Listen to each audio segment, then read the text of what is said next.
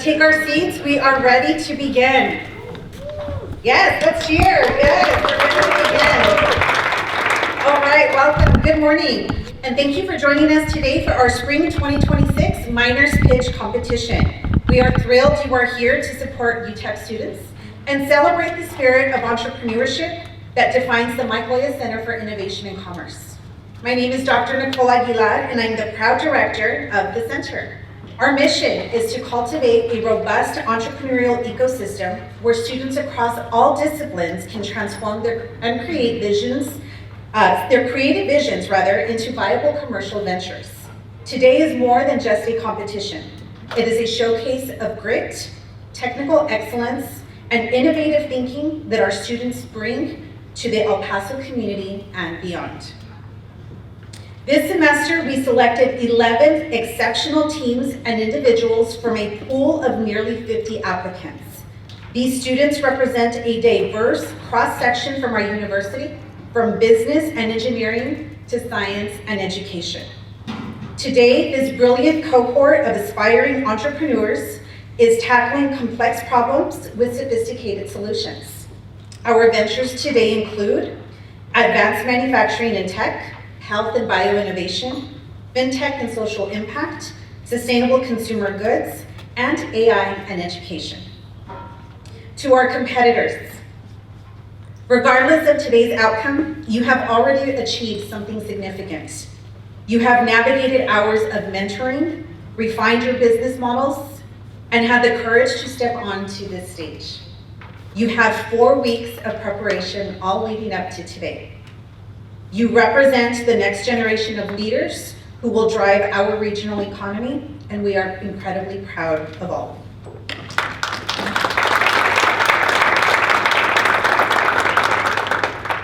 I now would like to take a minute to introduce our amazing panel of judges joining us today. In no particular order, we have David Merrick, who is an AI architect and founder of DropDev Venture Studio. Isaac Rodriguez, who serves as a strategic analyst at Borderplex Alliance.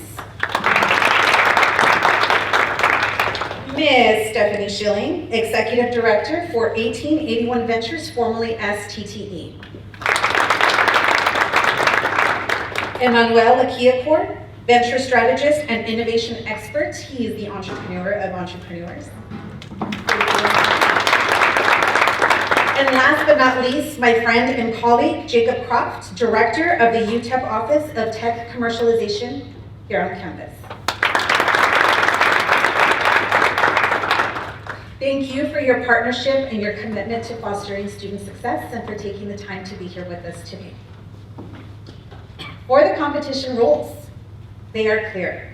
Each student will have 5 minutes to deliver their pitch. Following the pitch, the judges will have 6 minutes for a rigorous Q&A session. We will have 3 groups of presenters. After the final pitch, the judges will deliberate to determine our first, second, and third place winners. All decisions are final. Are you ready? Are you ready? Let's show some excitement and support for our students. We're in it for the long haul. By 3 o'clock, we will know who our winners are, and we will have heard every pitch that they have prepared for. So let's kick it off. Let's start without further ado. We are going to start with Michelle representing Bright Steps.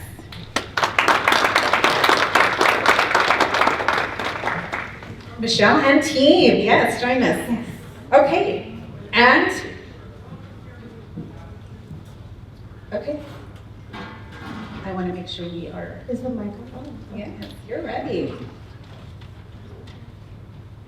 Okay, let's just get in place.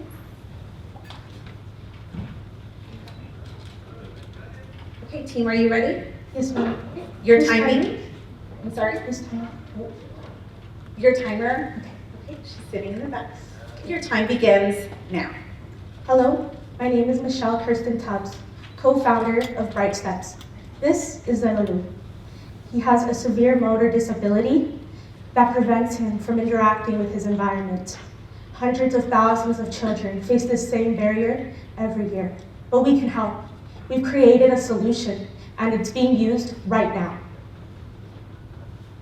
Bright Steps helps children with severe motor disabilities to increase their rate of cognitive development and increase their understanding of cause and effect. The problem. Lenolu is 36 months old with a spinal congenital malformation. He has a ventilator and a feeding tube. He has limited movement and he has limited vision. The problem is that he has no reliable way to interact with his environment. The current solution for the family was a medical tube with a plastic clip to hold a phone for him to watch cartoons, as well as a bear for him to engage the small movement that he has in his arm and his cheek. This is Bright Steps' solution. This is what we've done to create a system that's working in a real environment.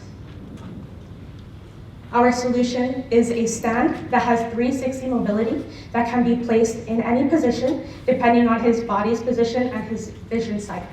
From there, we have a bear with a sensor detection, and that activates the LEDs on the phone case of the stand, which lets him know that because he did something, he now knows that he can control his environment.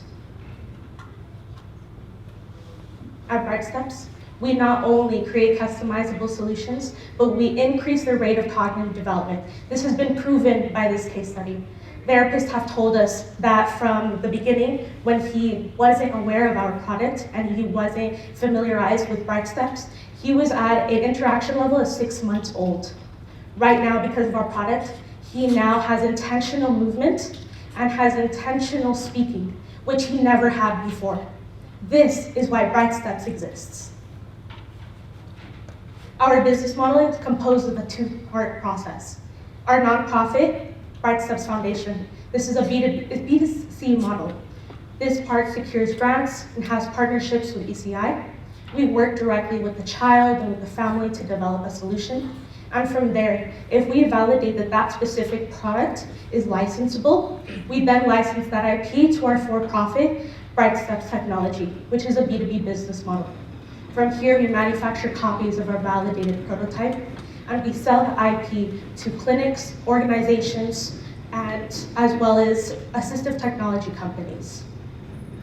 For our cost and pricing, for the solution, we spent $286 on creating the electronics, materials, and customization altogether. For our pricing strategy, we're currently developing our retail price as we don't have that yet. But our goal is to focus our COGS to be below than 25% of the MSRP. The way that this works is that the foundation provides our resources and our devices free to families that we help locally. And the company, the Bright Steps Technology Company, then produces the prototypes at scale, as well as selling that IP to be able to reach the people that we can't at our market locally. For our market opportunity, we serve children from 0 to 5 years old with severe motor disabilities. Our TAM is at 300,000 users, and this is specifically for American children who are born with severe motor disabilities and per year. Our SAM is currently at 70,000 users, and this is a specific metric that ECI services in Texas. Our SOM is 1,000 users in 1 year. Our competitive advantage is not just that we are personalized, but our product grows with the child, and we test for stability, load, and sensor reliability. ECI has approached us to tell us no other product in the market exists with our interactive integration. Our team is backed by multidisciplinary engineers with entrepreneurship experience in electrical, mechanical, and biomedical engineering. Our ask is $3,000. 50% of the funds would go to deploy 2 to 3 new devices, as well as the other 50% going up to business operations and registration and looking into patent processes. We couldn't have done this without our support because it really takes a village to help children like Lenolu. This is why Bright Steps matters.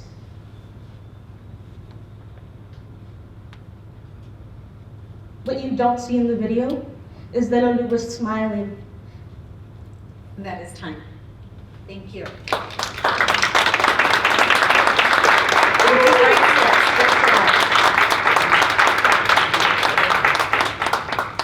Judges, your time starts now. So I think you were limited on time and couldn't quite explain the product real in depth, but I'd like to know what is different of this device between jumping on Amazon and purchasing a phone stand. So the difference between that is that from our technology, we not only are a stand, from the breakdown that I explained, we have the LEDs, which are motion detection from the bear. So it's not just a stand, it's more than a stand. Just to follow up with that question. So what makes it different from everything else you can find on Amazon is that this is personalized to this client. So if he goes into Amazon, there's not really something for him and specifically that would help him with his current situation. So this one is 100% customizable into his situation that he's living right now. Thank you. Of course. So this is a highly medical, highly public health focused project. This is impressive to say the least. Now, are you guys selling this as an actual medical device instrument? Well, what we're doing, we're still in the process of determining if our price strategy, so currently that solution is just for Delalu. Again, once we start doing more research and getting with more clients, if we figure out that that's a product that most clients have a frequency of aligning with them, then we'll proceed on making it, publishing it. To follow up with that question, the term we're using for this technology is called assistive technology. Okay. Well, you guys will be collaborating with clinics and hospitals, right? With this Yes, case study, we specifically did. We worked with doctors, therapists, speech therapists, etc., all to develop this product, and they guided us through this process. Okay, this is just a suggestion, okay? If you guys are gonna be collaborating with medical hospitals, medical clinics, look into the ISO 13485, okay? Only because that will lower the price for this medical device that is needed for little people like the Lulu, okay? So, pretty much Thank it. you. Yes, I would also echo that, of making sure you're aware of the regulations as it relates to medical devices. More so, my question deals with the customization and the scalability of that as well. If we're looking at a patient who may have a very particular issue, we're building out a solution for them. How scalable is that really? Or is it something that really affects just a very, very small subset of a minority population? I'm not saying that's a bad thing, but in terms of scalability, what are your thoughts there and how can you approach that?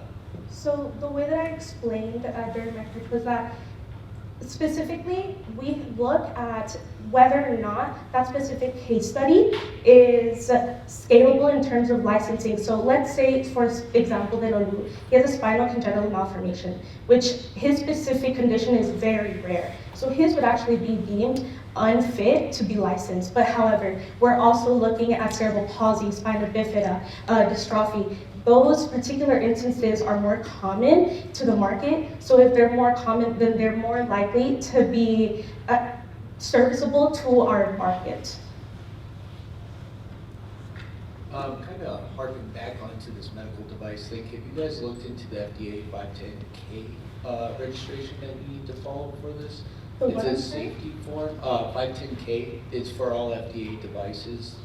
This would probably be a class 2 or 3 device because it's having a direct impact on patient outcome. It's kind of there to protect you from, any harm to the patient. So I highly suggest looking into that to just protect yourself in the long run. Additionally, you've talked a lot about IP.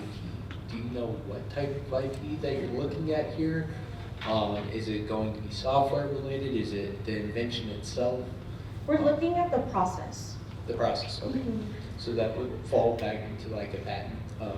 So just know those are typically expensive. And make sure you have everything associated with how it works and how it can be adaptable to all diseases. I wouldn't have it limited to one disease. Thank you. I would love to get with you after to talk more in depth on that. I think we have time for one more question. Yeah, so I think a lot of the questions that are being asked are on the for-profit side, which you did very clearly share the model that you have some R&D work to do. But I think if you pitch this idea again, I love the personal story, but when you said 300,000, I thought, oh, they don't need investment because they could get to 300,000 on their own, they'll figure it out, right? And so I think the use cases that you listed, kind of some other stuff, like this just needs to be painted in a bigger picture where this device caters to various conditions. So that's pretty important, and I really do think that you should emphasize the R&D portion of this a little bit more. So specifically for our town, when we were looking at severe motor disabilities, the LOLU specific one is spinal congenital malformation. That's a very small percentage of severe motor disabilities in general. So we are looking at the bigger market, and for particularly, what was the second part of your question? Emphasizing the R&D. Oh, yes. Yeah. And that's part of what we didn't include in our cost. It actually cost us about $400, and that's including research and development. We purchased a lot of items that we thought we were going to use and didn't end up using. Perfect, that's time. Thank you. Thank you, guys.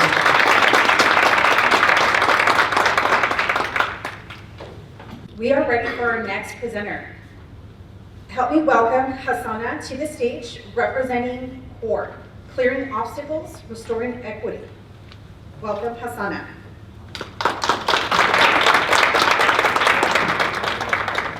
Good morning, everyone. Oh, I'm sorry, it's okay. I was gonna say your time starts now. okay. Good morning, everyone. Good morning. Today I'll be presenting CORE, but first I'd like to pose you guys a question, an interactive question. Let's say you're a hiring manager here at the Starbucks at UTEP. Which candidate are you most likely to hire? If you choose candidate A, I'd like you to raise your hand. If you choose candidate B, I'd like you to stand up.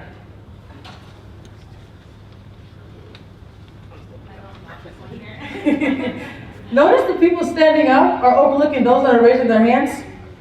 Research shows that managers indicate visible tattoos as being rebellious, impulsive, and less professional. So managers don't see them either. Most of you all chose candidate B, not because she's more qualified, but because of perception. And that's why they picked me. That's the problem that CORE solves.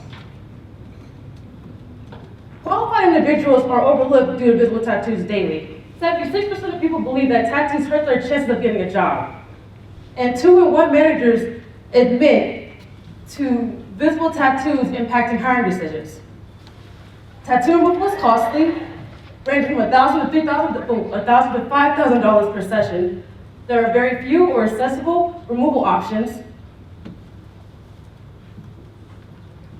Sorry.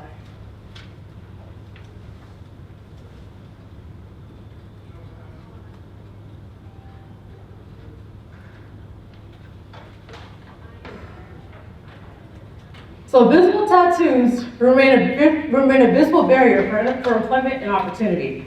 I'm Hassana Akiloye, visionary and founder of CORE, and Diana Parker, who is not here right now, is a clinic owner and technician. So our solution? Clearing obstacles, restoring equity. CORE, a second chance system. We're hoping to provide free or low-cost tattoo removal through trusted partners. We're looking to restore our clients with mentorship, job readiness training, and life skills development. And we're looking to reconnect our clients with employment pathways through using community partnerships. So I told you who we were, but I didn't tell you who my operations strategist is. He is Dion Parker. He helps execute and manage logistics. And this is where we started. Carlsbad, New Mexico in July of 2023. On the right side, you see our clinic that we have, which is our existing clinic space, which CORE will be ready for immediate pilot. So we're not just starting from scratch, we're starting with real infrastructure. I interviewed 86 participants at the Lifehouse Rehab Center, and 80% of them want removal, which validated the demand for CORE. There's 82 million Americans with tattoos, which 32% of which are US adults. And there's 10 million residents here in Texas and New Mexico, which means we're potentially, our clients are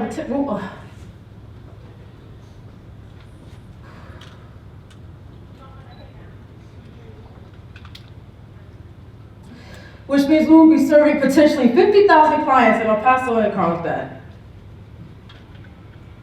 CORE will be ran as a nonprofit organization. We will be funded through grants, corporate sponsors, and donations. We will sustain through partnering with other clinics, workforce organizations, and community shareholders, and we will scale core through mobile units, governized contracts, and expand to other cities. And competition, we have none. The local clinics only offer removal services, nonprofits support programs, not the removal, and workforce programs only offer job placement, but not the removal solution. And core connects what others don't. So our impact? We will have increased employment access, we would have broken the system, we would have restored confidence in our clients, and we would have built stronger and even more connected communities. If CORE was to receive $50,000 to launch our pilot program, I'm looking to spend $1,500 on equipment and tattoo removal laser support, $1,000 on outreach and client onboarding, and $500 on mentorship and job readiness materials. We're not just removing tattoos, we're restoring opportunity, clearing obstacles, restoring equity, CORE. Thank you, Hassan.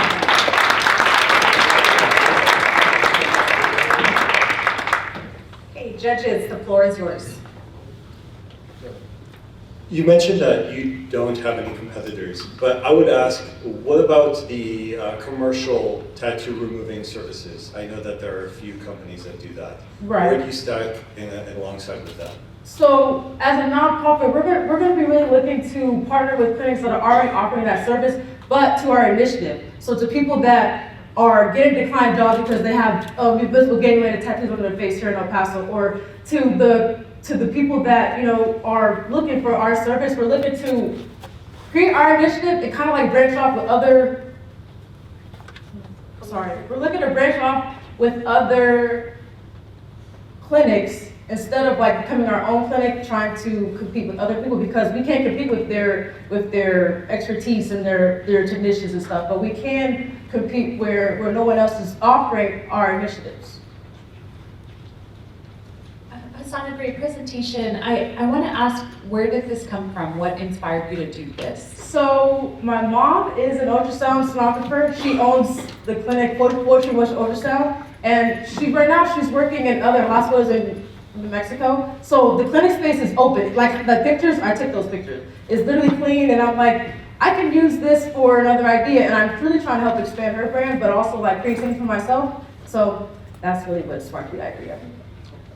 How far are you along in the development of workforce development, kind of planning and education that you're going to provide to these people? So right now, currently partnered up with the Lifehouse Rehab Center. They are mainly a rehabilitation center. So they're like where our clientele would be at. Now, with partnering up with the Lifehouse Rehabilitation Center, there are people in the community that are looking to be mentors for our program. So his name is Travis. There's actually a couple people out here in El Paso, but since I don't have a space here in El Paso, it wouldn't be in El Paso yet. But I am partnered up with the Great Khalid Foundation. The singer Khalid actually has a foundation out here, or he has a nonprofit organization. So when I was working with him, that's kind of what started me to like create my own nonprofit that's helping other people, but like also still networking in with other clinics. Thank you for the presentation. To kind of add additionally on the workforce side, you mentioned your partnerships would be with other clinics, right?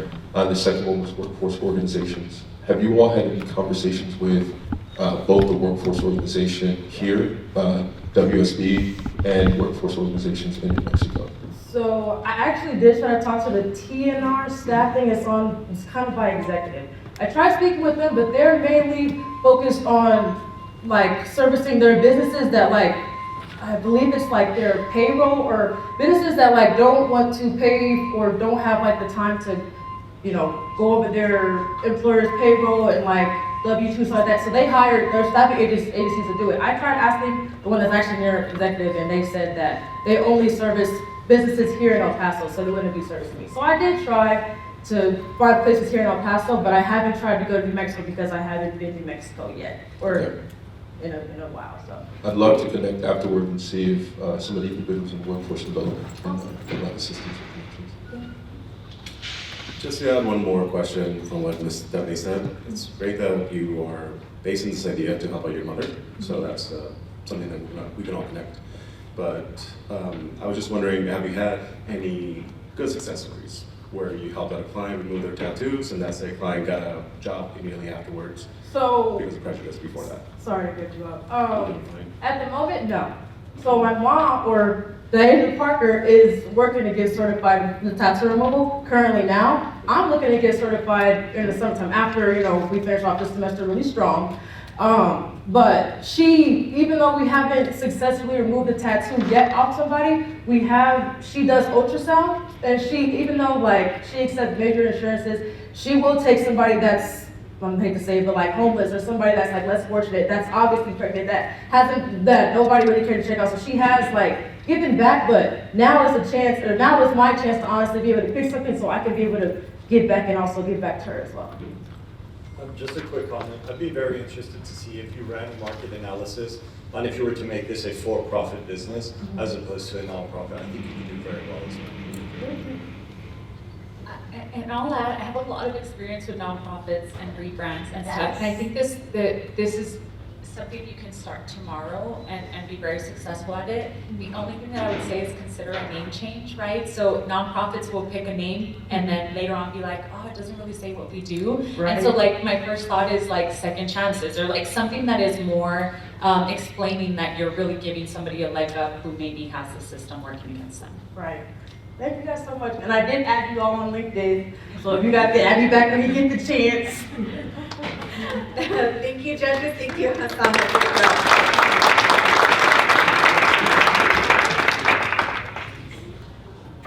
Audience and judges, please help me welcome Ryan to the stage, representing Texas Ledge Now.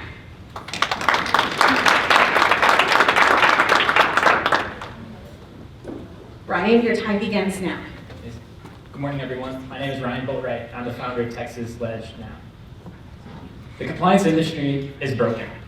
If you're a small business owner and miss a regulatory filing deadline or a change in the laws, that could mean facing tens, if not hundreds of thousands of dollars in fines and fees.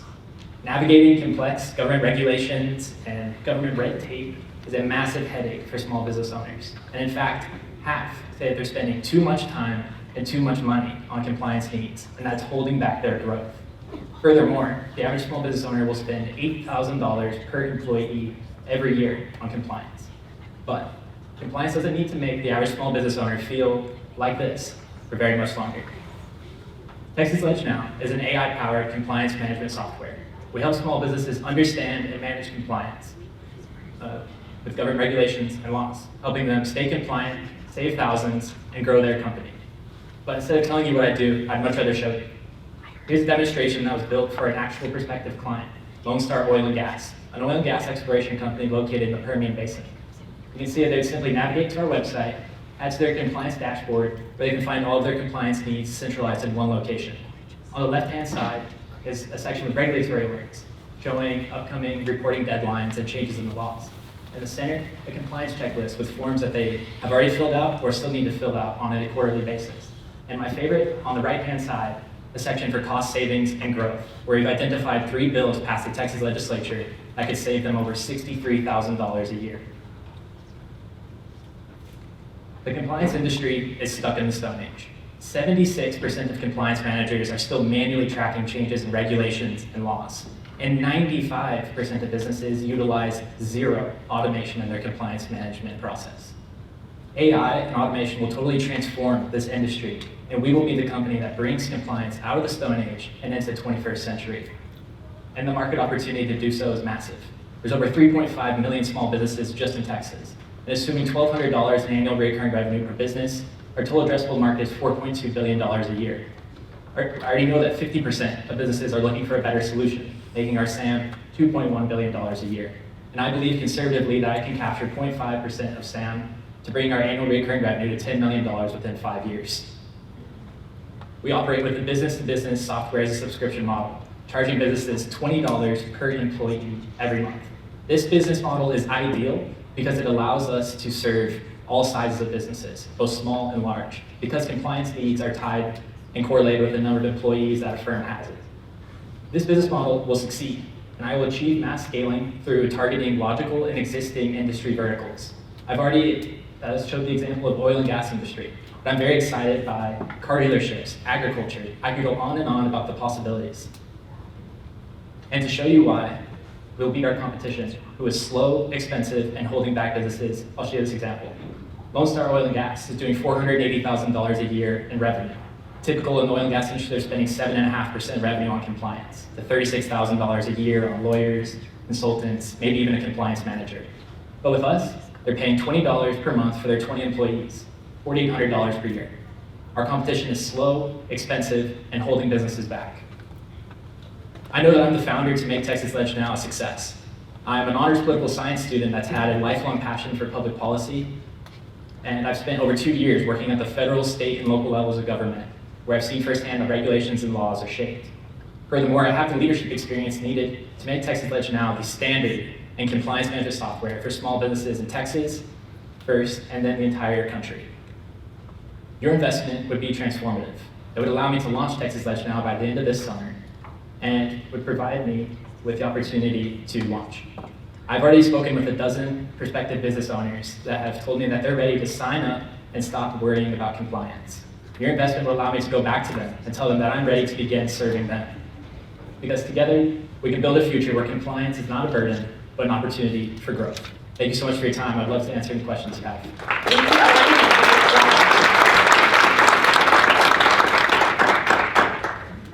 Thank you, Ryan. It was a great presentation. I did have a question because you are kind of providing legal advice to the team. Have you had a law firm look over this?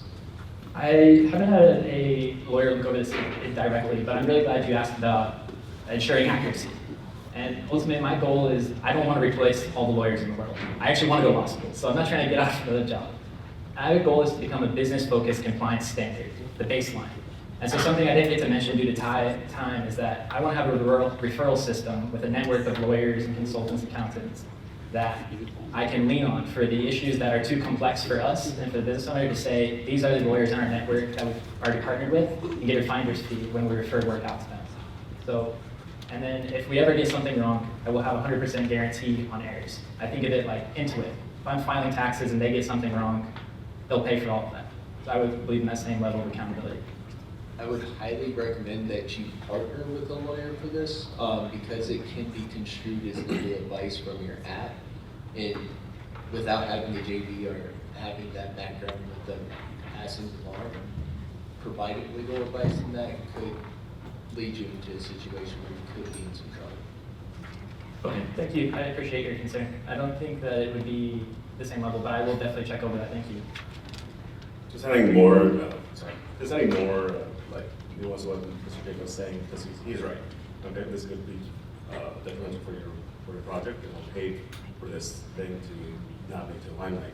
It's needed. Okay, I come from grants. Yes, compliance is always a pain. Okay, which goes to my next question on accuracy and hallucinations. Have you run multiple analysis and have like an actual percentage on your accuracy and hallucinations behind AI? We all know that AI is consistently evolving. Right now, there's new GPT right now, okay? But hallucinations, I think, last time I checked, was in 77%, 78% on accuracy. So what is this AI model, if you want to answer? I don't know the exact statistics. I haven't had the finances or the resources to run that level of statistical analysis, and that's really why I'm here. I believe in this idea, and I believe that this is the solution for every small business. And so to give you that answer, this is something that I don't have the resources for right now.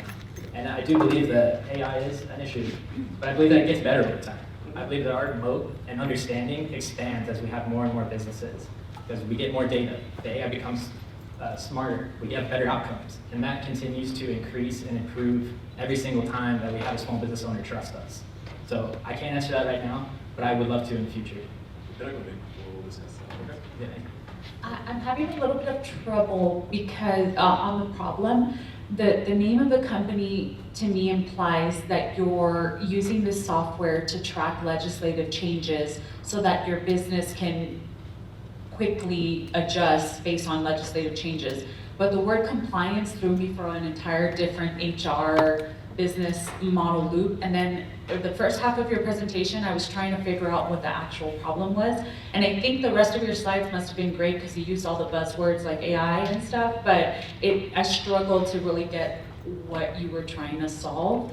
But if you just want to take a quick minute to explain the advocacy versus operations side of your solution. Yeah, absolutely. And the reason for that is because my initial idea was a policy tracking platform. So I applied for this with that idea, Texas Ledge Now. Made sense. But as I did more market research, I found that that wasn't the real issue that businesses were dealing with. The real issue was business owners didn't know what forms they needed to file to start their business. They didn't know about changes in laws impacting their business, and that's why I pivoted, to understand and adapt to the needs that I saw. And because of the competition, I couldn't really change my name in an easy way. Yeah. So that's why I just stuck with it. But yes, in the future, I would plan on changing the name to make that more aligned with our current vision. Yes. So a question for you. You've kind of touched on compliance. Is there a specific compliance that you're going after, or is it compliance as a whole for every business or nonprofit organization? Yeah, so that's a great question. I would love to point out, for our go-to-market, I see a really big industry in oil and gas. I've spoken to multiple sole operator oil and gas businesses in the Permian Basin, there's over 9,000 just in Texas, and we're talking about family-owned businesses that have 10 to 20 wells that are doing maybe $100,000 revenue, but they still face the same burden as larger companies. And so that is specifically what I is targeting, those overlooked industries that have the same, navigate the same heavily regulated environments, but don't have the same resources as the big players. And so specifically with outreach, I want to partner with the El Paso Chamber of Commerce and the El Paso Hispanic Chamber of Commerce to really plug in and find out more from business owners. I think it's a really good idea. One thing I would caution you with, especially with you being early in starting, there was a company that recently has run into some trouble, Dell.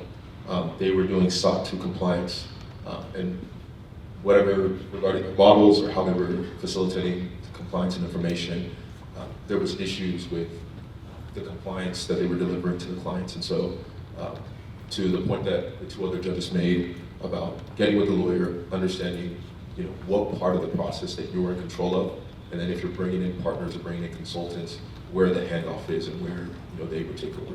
Thank you. I really appreciate that advice. And again, that's why I'm here. So I'd love to have the opportunity to actually go and make this possible, that I could begin that outreach. I know we don't have a lot of time, but I would just emphasize for you to look at doing, not viewing. So can you say the final? Sure, that's fine. Go ahead. I don't pay a lawyer to tell me my problems. I pay a lawyer to take care of my problems. Okay, thank you. So, I appreciate that. Doing versus viewing. Right, okay. Thank you. Wonderful. Thank you, Ryan. Thank you, judges.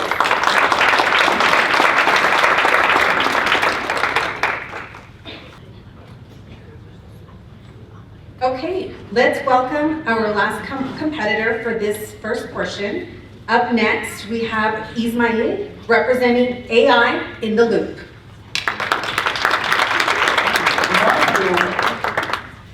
Your time begins now. Looking for a place, but it got scammed. Imagine you are relocating from LA to El Paso for your job purpose, and you are looking for apartments. You posted on social media, I need apartments. After a while, you saw a message from an apartment provider and saying that, so they have the affordable apartment for you, and you trusted them. You shared all of your information, and also they asked for the deposit money. You sent them. But after that, you understand this is the fake. It is way too late understanding these things. So this is actually happens, social engineering to scam. This problem is everywhere, every day. So globally, this loss is huge, more than 500 billion in a year. And in addition to that, we see, the loss is more than $450 million because of tax scam in United States alone. So which include 30% because of that reasons. So we see the problem is everywhere. So you might be wondering, is there any tool like that can intervene during the live chat? The answer is no. No tool there to help you over the chat in the real time. So you might see like, you might aware about that, but what if the elderly people? What if the children? And what if the new techniques of the scamming?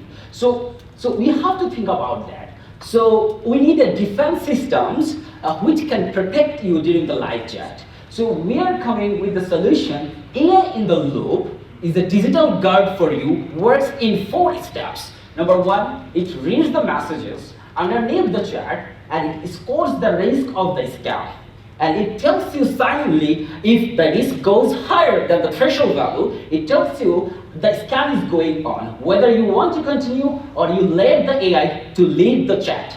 So AI steps in, it actually continues the conversation with the scammer. It tries to understand the psychological tactics of the scammer and waste the scammer time. So one important thing is like the privacy. Your data will never ever leave your device. Your private data will remain private, and our system that makes sure. So we know it is a theory. What is the result for that? So we tested our systems with the real human evaluation in terms of realism. So how natural the conversation is, the responses of the AI, how safe the responses are during the scam baiting, and also the entire effectiveness of the entire systems. So our evaluators, scales at 5, and we see that these are impressive results, and then we can say that it actually touched the bar of the expectation of the AI performance. So now let's see the market opportunity for our AI in the loop. So we see, as it is a social media and social messaging app related fraud, that we have the market more than $12 billion. So, and out of that, like the global anti-fraud, we see the more than $38 billion. So to get the opportunity, how we can design the business model.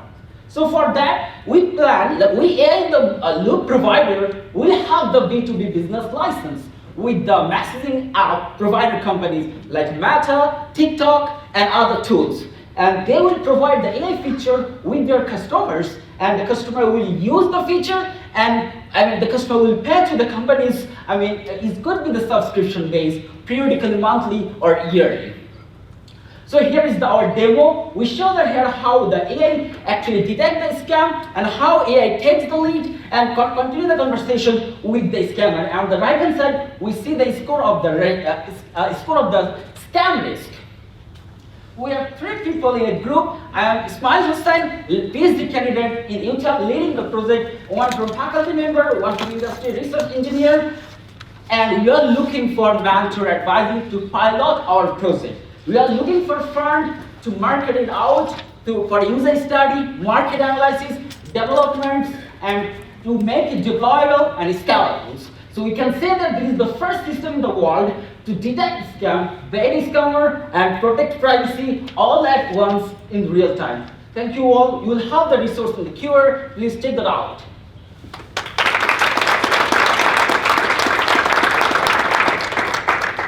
Judges, you have the floor.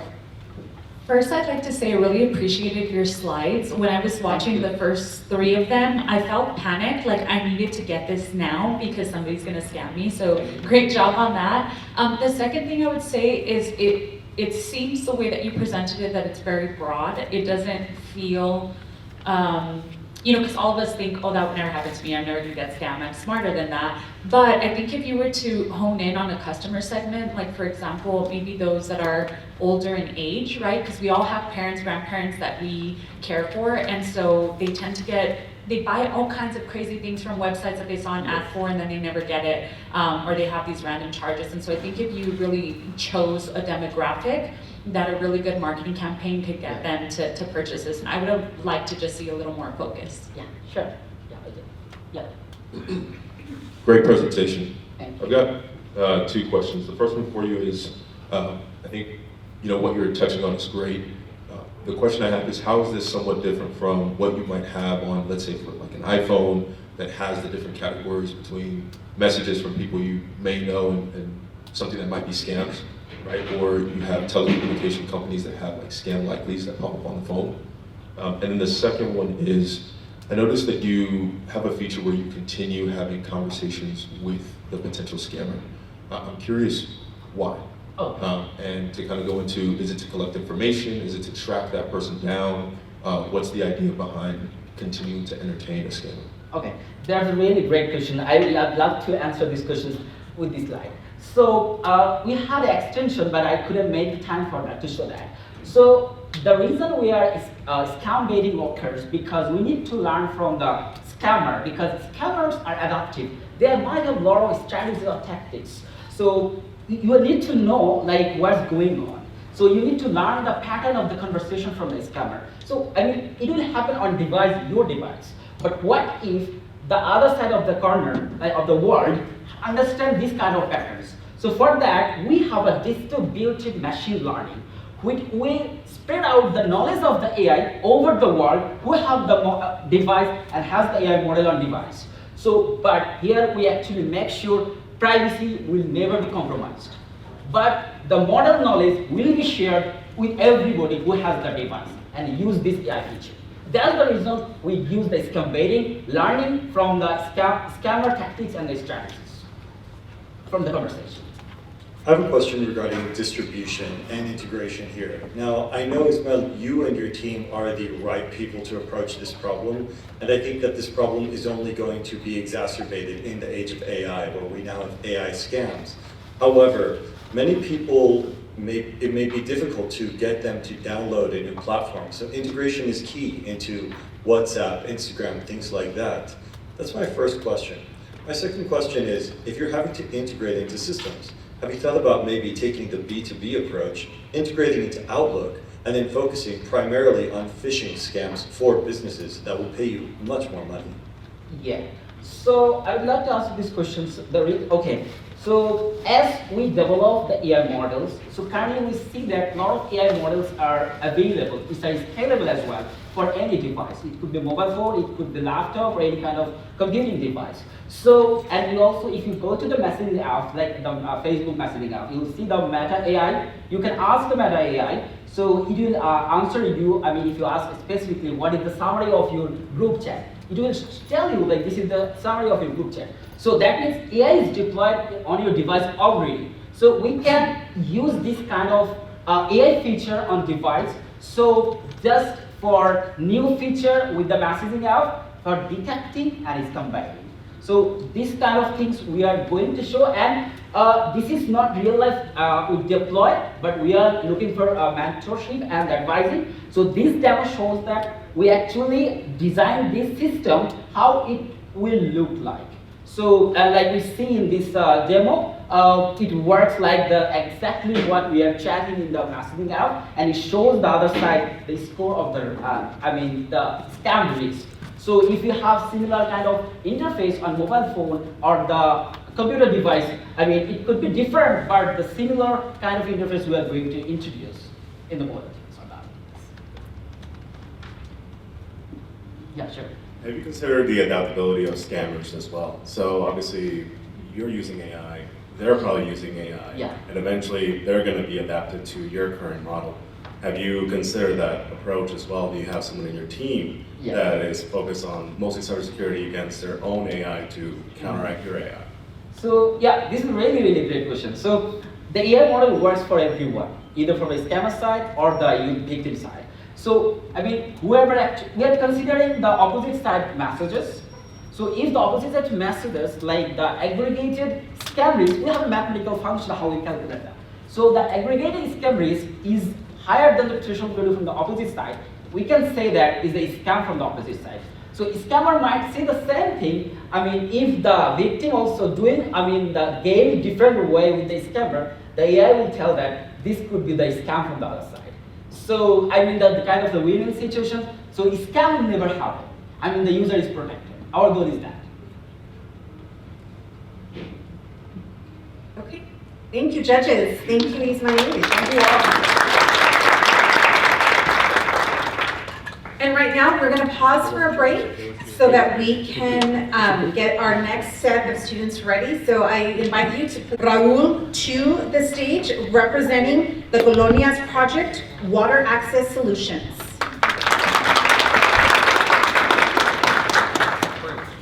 Raul, your time begins now. Hello everyone, I am Raul Roquero. I'm a research assistant in the Civil Engineering Department and I focus on water research. Today I will present the Colonias Project. While I was working in this project, I met a mom who made her son go inside the water tank. They cleaned it using chlorine, but she closed the space, not safe with the summer heat. The boy ended up seriously sick. Imagine your only source of drinking water 6 4 days under the desert sun, slowly becoming unsafe for your family to drink. Now, imagine that this is not a rare situation, but a daily reality for thousands of families. Along the USA-Mexico border, communities known as colonias often don't have reliable access to clean piped drinking water. Instead, they rely on water that is delivered by trucks and stored in large outer tanks. At the beginning, this water is safe. It's coming from a water treatment plant. When once it is stored, is when things begin to change. Under high temperatures, long periods of stagnation, and very limited maintenance, water quality decreases very fast. Bacteria regrow. Disinfectants like chlorine disappear, and contaminants build up. This is not just a water issue. It is a public health issue. Families are exposed to preventable risks every day simply because of their water is contained. As someone who has been involved in water research, I have seen these differences firsthand. On one side, the city, where water is accessible and consistent. On the other side, families must manage water on their own without the knowledge or the tools to keep it safe. That's why we have created a solution that goes beyond traditional water treatment, empowering the community. Instead of waiting for large infrastructure projects, we focus on something more immediate. We provide low-cost water testing kits, hands-on training, and community-based support. Our approach is simple. First, families test their water using easy-to-use kits. Then they learn how to interpret the results and understand what is happening in their water. Finally, they can apply simple strategies to improve water quality. This could include cleaning practices, better water management, or small operational changes. Traditional solutions rely on centralized systems, but they are expensive, slow to implement, and very often inaccessible to these communities. But our approach is different. We don't just treat water, we empower people. We turn residents into active participants protecting their own health. Furthermore, this creates an immediate impact. Families gain awareness, reduce health risks, and take control of their own water quality. But beyond that, this model is scaled. There are over 600 colonias along the USA-Mexico border, representing thousands of households facing the same challenge. And this approach can expand beyond this region to rural communities, developing regions, and other underserved areas. This is everything that our kit contains. There is a picture right there, like how the kit looks. I don't want to spend that much time here, and if you have any questions, we can discuss it later. But what I want you to know is that the cost per kit is around $80. So with the price, we can get more 37 kits for more families in the colony. This is more than a solution. It is a change how we think about access to safe water, because safe water should depend where you live, and we're building a way to change that. Something that I wanted to mention is that I decided to be part of this kind of projects, which the Civil Engineering Department, because I am a UTEP scholar. I'm original from Ciudad Juarez, and without the UTEP support, I wouldn't be able to be here today. So I want to give back to the community that has given me so much. And this is a way where I can get engineering skills, but also I'm giving back to the community that is giving me my education. Thank you so much.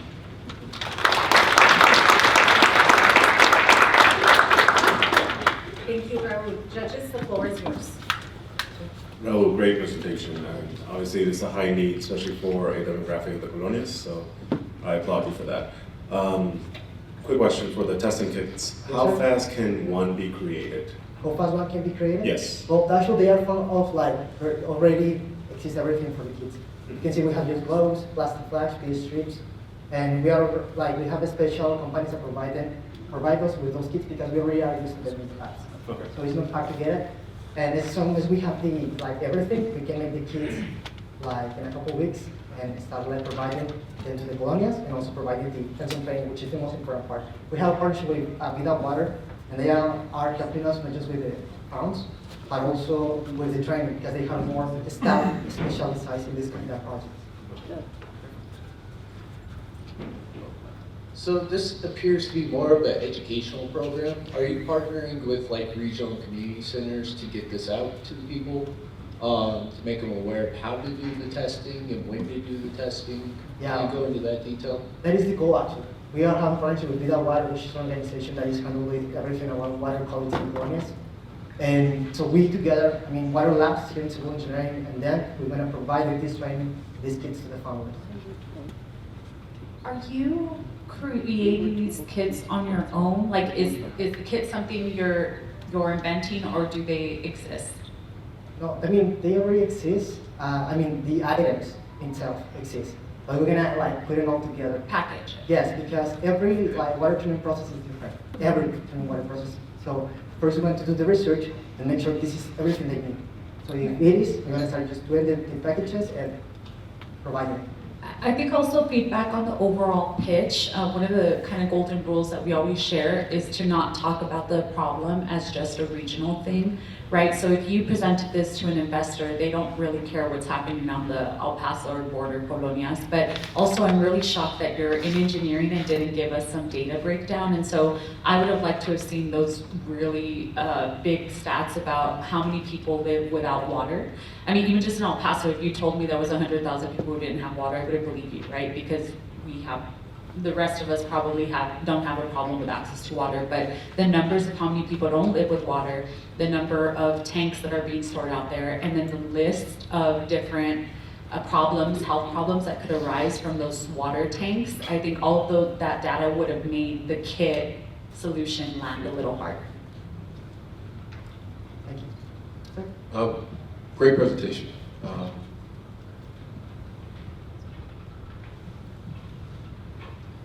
You're creating these kits to help with the testing Yes, of sir. the water that's in the tanks. Yeah. I'm curious about after the kits, or is there anything after to help with treatment, and with that being included in the kit, or is that something that would come later on? That's a very good question. Actually, everything for like, they can test their water. They can know if the water is out of the range, because there is a specific range of everything. It could be chlorine, it could be nitrate. So the thing here is that we're gonna show them everything. Like if the water is out of the range, because the problem here in the desert is that the chlorine, which is the disinfectant that is in the water, even here in the city, they disappear with the heat. So these tanks are outside the heat. So the chlorine disappeared. What happened when the chlorine disappeared? Pathogens or microbiology organisms, they appear, and that is like the biggest risk in the water. So we're gonna show them like how to add this chlorine in the water in a proper way. Of course, we're gonna show them the formulas in mathematical way, because they need like add specific chlorine depending on the capacity of the tank, if it is full or not. Okay, so they can like treat the water in that way. Also, because the nitrate, they can measure the microorganisms living in the water. So it's out of the range, they can also adjust it. It's like they can test it, they can solve the problem by themselves. I think that this is very impactful work, especially in our ecosystem in the Chihuahuan Desert. What I would also mention is that you are approaching a problem from two different dimensions here. One is the hardware dimension, where you're giving the actual materials needed in order to resolve the issue, right? And one of the things I see here is you have your disposable or your usable, your consumables, but also you have the ones that maybe are useful for more time, right? But the other facet that you're actually trying to solve is you're trying to disseminate education. So how can you distribute education? It's great that you have partners like Vita Water, but how do you distribute knowledge in a way where people who have this issue maybe are able to access the information, the education, the knowledge that you provide at a time that may not be convenient for Vita Water, your partners, or yourself? How do you address that? Well, that's a very good question. We are still working on it, even in the kids, because it's something that we're gonna start on summer. So probably we can just create even videos and like share all that videos with them, and just even make a channel on YouTube so we can have access to the videos. I think that right now it's not hard to provide all this knowledge. I mean, it could be in person, it could be virtual, it doesn't matter. I mean, I think that is the easy part, actually, provide all this information.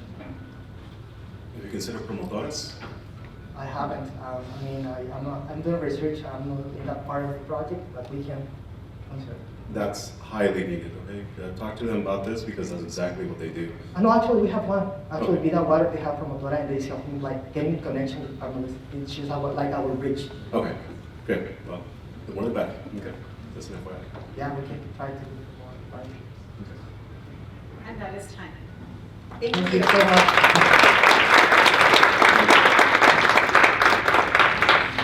We'll give the judges a few minutes. Okay, and now we are ready for our next pitch. Help me welcome Eduardo to the stage representing Open Apply.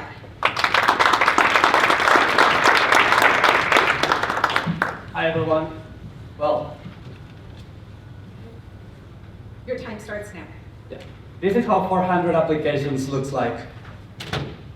And this is how it looks like for 12 people, same number as the participants that we're competing today. In today's economy, we have to apply for 400 applications, up to 400 applications to secure a job. And I'm going in low numbers for entry-level positions. And this is how it would like for 12 people. Applying is a second unpaid job, and it used to take in 2024 up to 294 job applications so you can secure a job. And that estimates in 31 minutes per job application without including the time that it takes you to search for each job, which it can translate to 152 hours that job applications are taking from you that you could be using for study or becoming a better version of yourself. The solution that I have is Open Apply. You answer one time and we apply while you sleep, study, exercise, or you can just become a better version of yourself. The system, it works, you answer one time, we find all the matches, AI tailor each application, and we auto-submit for you. It will have a version that you can also review each application before you submit it because control is the most important thing for me. The market opportunity is really anyone that is job hunting and wants their time back. I'm going to focus on two markets. First, my primary is college students and recent graduates, which I feel is who the economy today is failing the most. Career changers and laid off and coaches are going to be my next target. And I feel this is going to be my customers that will stay longer, while college students will stop paying my service once they get the internship. But if I did a good job, which I can assure I will, they will always come back. The business model is pretty simple. I have a free version that it will do 10 applications per month. The $19 per month is the one that I recommend, and it will do 30 applications per day. And the $39 per month, it will do unlimited applications, and it will AI tailor each resume that you're doing so you can show the best version of yourself, but that position that you're looking for. Everyone have a gap, and I'm building on that. Simplify is the one that have more customers today, but they're still manual, so you still have to do the work. TLHQ, they are a tracker, but they're not a submitter. Lazy Apply, which is, they are spray and pray, and the quality is pretty low, while Job Copilot is the biggest competitor that I have at the moment.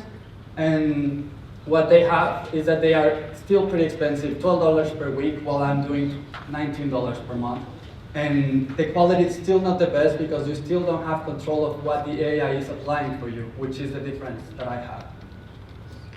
It's running in production today. It did 47 applications when I did the first testing for this presentation, including SpaceX, Cloudflare, Affirm, and Supply House.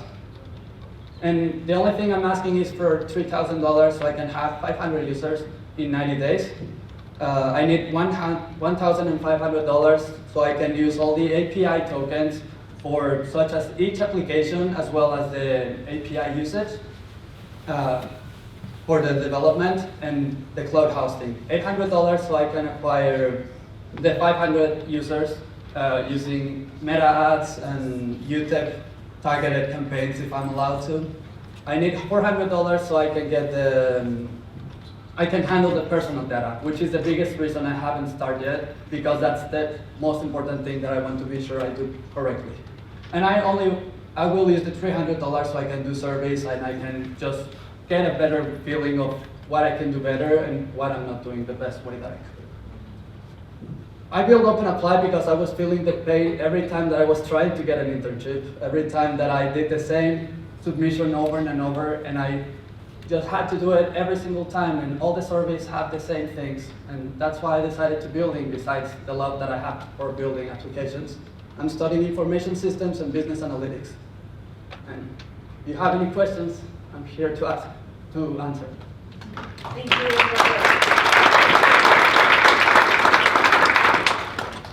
Judges, the floor is yours. Eduardo, good presentation.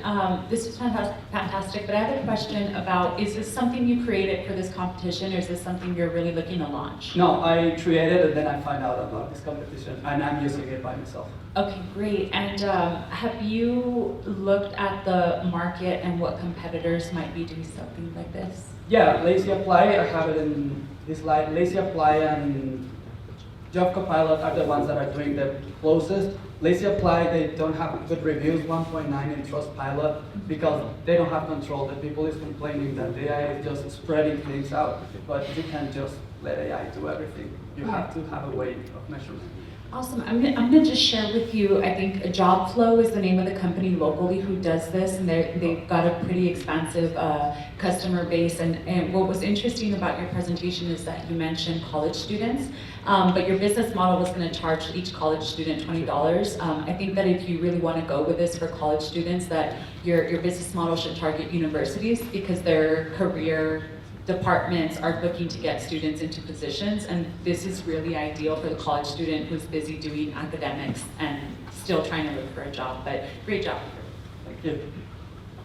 I admire that you took the initiative to create a solution for a problem that you were facing firsthand, right?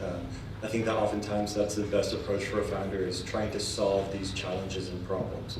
However, to echo Stephanie's point a little bit, is focusing on the target demographic. Your primary demographic are people who don't have a job, aka don't have money, and if you do your job well, then they will stop paying you, right? Because they'll have a job. So then your secondary market is more coaches, people who will stay in the mix. My critique is, why didn't I see employers on there? Employers are always the ones looking for quality candidates, and just as individuals who are submitting their applications, they have this huge issue, huge burden of submitting applications. Employers have maybe sometimes even a more difficult challenge of parsing through scams, parsing through AI-generated reports, trying to find the signal in that noise. What are your thoughts on that? Yeah, it's great that you mentioned that. I have thought about that, but I think about that for a later expansion of my project. I can partner up, yes, with employers, because I will have the people that is looking for jobs. So it will be easy to connect the dots and make them a good fit for each other. But yeah, I do have it in mind for a later stage in my project. Thank you. Yeah. Great presentation. You had a slide there where you mentioned that you had an alpha. I think you said 47 applications. Those applications, were they just for yourself, or were they for other individuals as well? At the moment, it's just working for myself and it's running locally. That's why I need to work on the deployment, and it's working for myself and for my brother. So I'm submitting applications on my behalf and for my brother that just got laid off. Okay. You said that you need the 3K, and the goal with the 3K is to get 500 users in 90 days. Yeah. What's stopping you from getting users today? Well, what is stopping me is that I really need to be careful, because I'm going to handle a lot of personal information. And also the deployment itself is pretty expensive. I'm running it locally, but if I want to have it deployed, I don't have the funds to have that many users at the moment. Okay. Thank you. Yeah, thank you. Eduardo, this is great. I wish this program existed when I graduated with my first bachelor's. Okay, so quick question on this. How efficient, I know you just mentioned this in alpha testing. You're testing for yourself, you're testing for your brother, that's great. But how efficient is this model in finding ghost applications? Sometimes companies provide these applications, sometimes they're scams. Sometimes companies just say, oh, we're not hiring right now. How efficient is that, and have you considered that with your competition as well? Yeah, I do consider that, and I'm still working on that part. I think one of my slides did have that, but in summary, it is hard to tell when that they are a ghost or not. So that's why it's also hard in person to just fill every single form, and that's why this gives you an advantage. But yeah, I am still trying to find out that, and I'm still like it's still part of what I'm trying to find out a way to solve. But yeah. What is your success rate for this? In your previous slide, you mentioned that it's an average of 294 applications before someone gets a job. You've submitted 47 at this point. Have you been contacted for interviews or anything like that? Yeah. Oh, sorry. What's the percentage from the number that you've submitted to the number of contacts for interviews? Yeah. So far, I mean, I stopped doing it because I was getting interviews, and they were like each interview consumed a lot of my time for today preparation. But when I was doing it, I think I submitted around 170, and I get 4 interviews. Without the software? Without the Wait. software? Okay. I mean, I didn't, like, I get the interviews, that doesn't mean I get the job, but yes. Oh, yeah.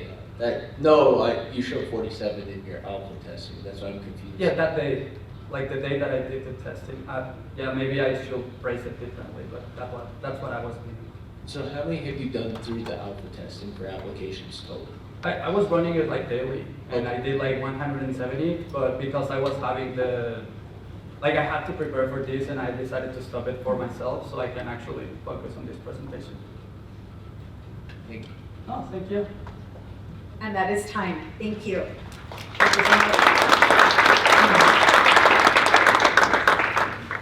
We'll give our judges a few minutes. Okay, let's continue with our next pitch. Please help me welcome Hugo to the stage representing Menu.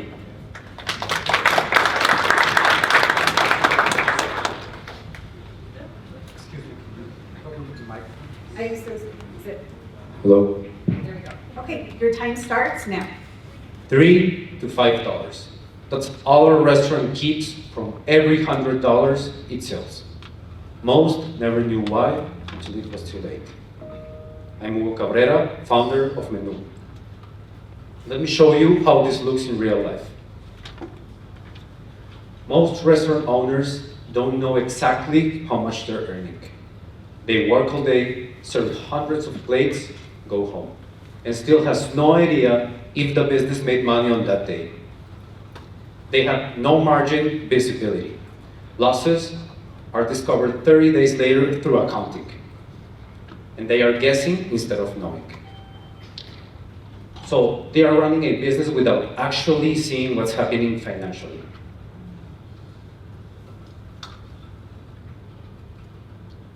We have here a large market with an entry point of about $490 million. We're counting more than 400,000 independent restaurants in the US. But instead, we're focusing on a smaller segment. Independent restaurants across the Latino majority Southwest. This represents a $122 million market opportunity for us out of pricing. And even more importantly, we're starting local. Here in El Paso, we have more than 1,000 restaurants that work independently, which translates to a $1.2 million.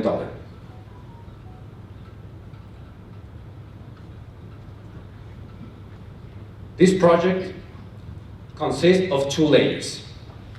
The first one, operations. Here's how we enter the restaurant. QR-based digital menu, integrated payments, a menu, kitchen, and display system, as well as table management. This is what feeds our intelligence layer, the financial brain. We have live margins per dish. We have daily reports via WhatsApp and an anomaly detection system powered by artificial intelligence.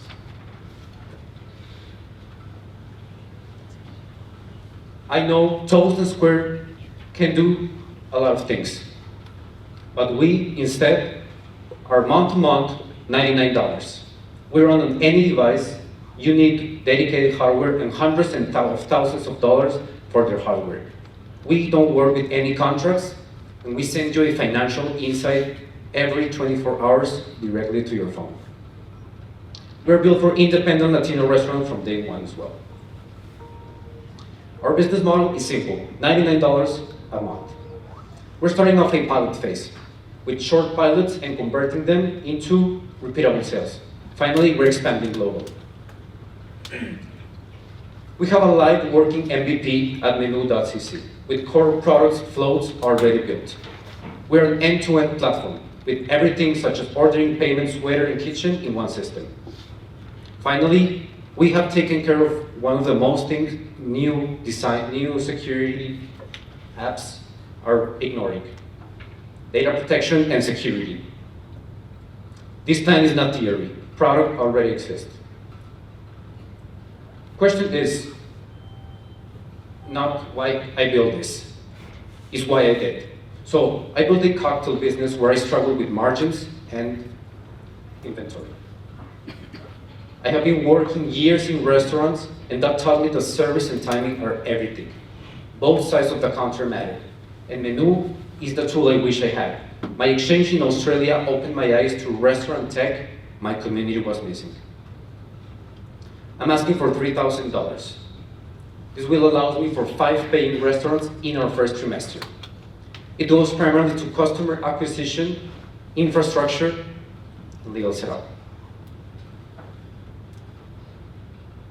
Menu is not another point of sale. It's the financial brain every restaurant deserves. Thank you.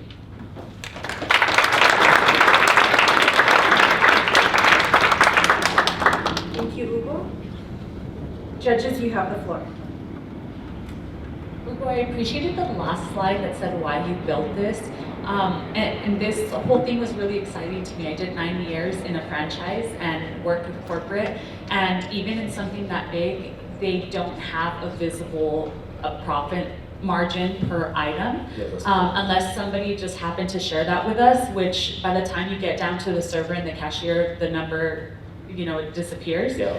So what I would like to see with the presentation is that you share that you're going to do a pilot locally just to test run the system, but really this needs to be a business model where you're selling to franchises because they need it more than anybody, right? More than your mom and pop, and they're the customer who's going to pay for this if it improves the profit margin. So this is really exciting. I'd love to talk to you more about it because I think this is more of a scalable, larger, national, global product that there is a market for. Yes, that's something I thought. Actually, one difference between our competitors is that they are built for those chains which actually have money, right? Or maybe some restaurant in Juarez or El Paso, a family-owned, let's say, they don't have any money for thousands for a system like that. But if we apply this, we can both win in a price that basically pays by itself. I'm kind of building on that. Have you thought about going after like a franchise modeling payment plan and then like an independent business owner plan? Franchise you could scale for high revenue for you because that can work, but you could still help the mom and pop shop. Correct. By having it achievable and reachable. Yes, actually, it's something I tried for a couple of weeks. I spoke to some important restaurant owners in Mexico, but since they have a model that it's they don't adapt that easily to modern tools, plus they are very hard to get. So my focus since the beginning, independent restaurants. So of course after that the reputation, and while constructing that trust is where we can expand to a large model. Yes. Great presentation. I think to the point that you just made about maybe restaurant owners or some business owners being slow to adapt to tools. I love the fact that it looks like your product is integrated into WhatsApp. Correct. Right. So as opposed to having them purchase a new POS system or purchase something new, you're meeting the clients and the customers where they're at and integrating into the tools that they already use. So great job there. And I don't know if maybe you had it on this slide before. You mentioned that you would use the 3K to acquire 5 clients within 90 days. I'm curious why, 5 clients only within the 90 days. why wouldn't you be doing a much larger go-to-market strategy or a much larger like client acquisition campaign to get as many as you possibly can or much more feasible? Of course. Actually, I would say 5 is a low number because what I think is that this money can help me accelerate everything, right? Because I can do this on my own, like right now. But if I have the resources, I can start building, setting up all infrastructure. Onboarding times might like take 1 day, 2 days, and everything can scale very quickly. So it just depends on the effort I apply to that. Right. Thank you. In your presentation, you had 2 main layers that you were discussing. The first one was the point of sale part, which there is a lot of competition built out in that space. And frankly, if that's the approach we're taking, there are a lot of strong features that your competitors have. It's a saturated market right now. However, your unique value proposition is actually in the layer 2, yes, which is the information layer. So I would like to see you really direct more of your efforts into that aspect and see how you could really thrive in bringing that intelligence to these restaurant owners, as oftentimes they are extremely low margin. Yeah. So why even focus on the POS? Why not just focus on your layer 2, the intelligence layer? Excellent question. Thank you for asking. As I mentioned, I presented as the entry point.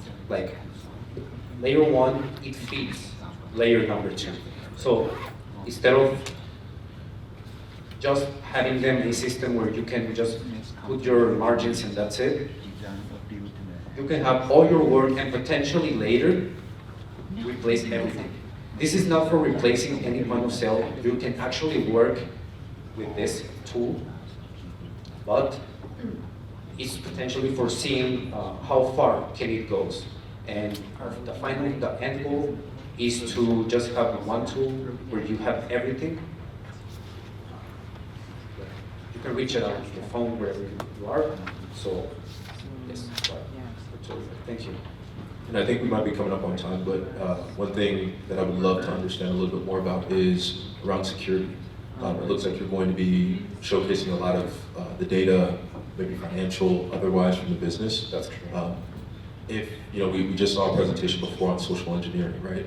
And this being a messaging platform, if I was able to connect something here, would I have the ability to, through Mino, connect to the back end, maybe extract things around finances or otherwise from the business, and how exactly do you all plan to mitigate that?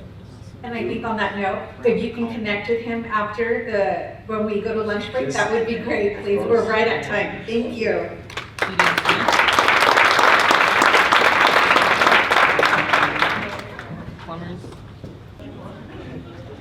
No pressure, no pressure. Okay, and our last pitch presenter for this group is ready to take the stage. Help me welcome Mamanur, representing Laxsense.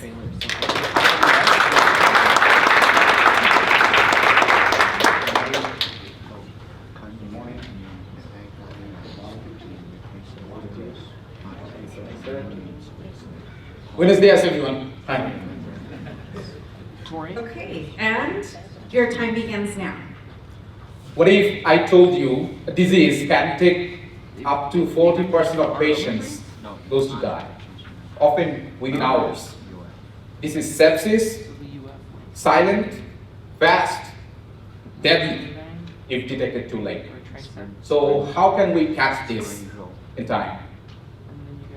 We track lactate, a key biomarkers in sepsis, especially after the hospital discharge, to detect early signs when you are home and prevent life-threatening complications. So that's the deadly.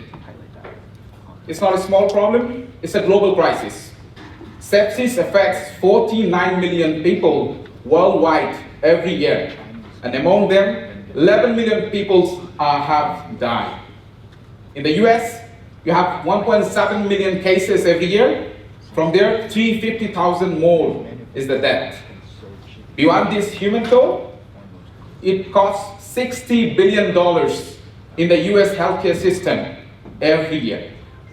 So that's the thing we are addressing. Ladies and gentlemen, Introducing Laxens, a viable microneedle patch for continuous lactate monitoring for post-sepsis discharge hospital patients. Because we believe, sense the rise, save the lives.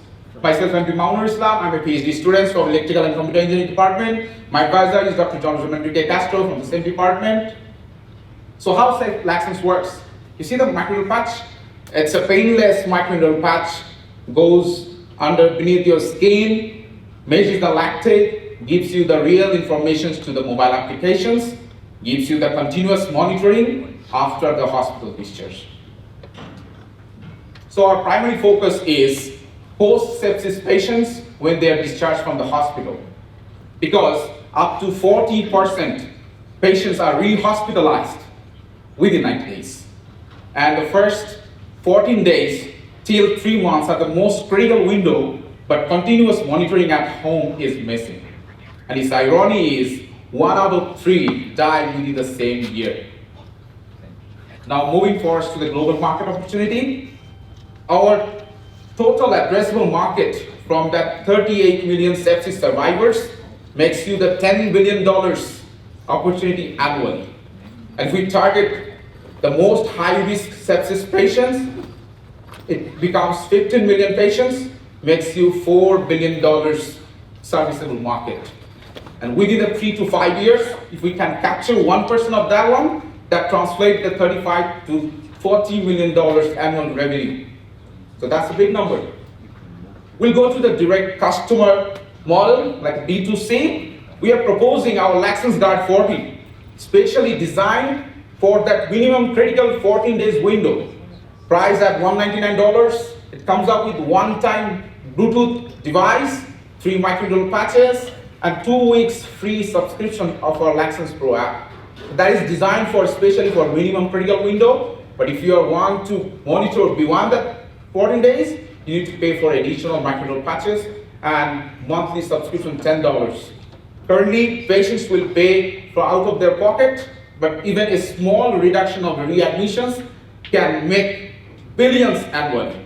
That will create the opportunity and potentiality to address the insurance company to cover the Laxens and for the patients in future also. So current solutions are focused on the sports industry. There is no medical grade device. Blood systems are painful, not continuous. Sweats requires the physical activity, and that makes Laxens a clear game changer. Comes up with the continuous monitoring and medical grade user. It's a position as a class 2 medical device. We will go for the FDA pre-submission meeting with the non-clinical and the clinical validations. Because we are creating a novel category, we'll submit to the de novo submissions, and for the futures, we'll go to the 510 for the scaling for future upgrades also. So with this money, we'll do the sensor optimizations, microneedle functionalizations, and I will also try to attend a MedTech conference to get the networks and discuss the ideas. Guys, we're expanding. We're expanding from the lactate and IL-6, both the dual biomarkers, because we need to address the early sepsis detections also. So that's our future plan, because we believe the future is sensing. The research is already accepted as one of the top 15 research in the MEMS industry top tier conference called Hilton Head. This year I'm going to present that one.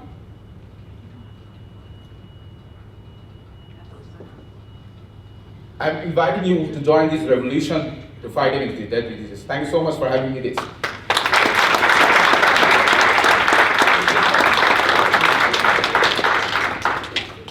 Thank you, Mama Noor. Judges, the floor is yours. Go ahead, so I'm kind of curious. You are targeting the individual at home after being diagnosed with sepsis. Why aren't you targeting the hospital stay?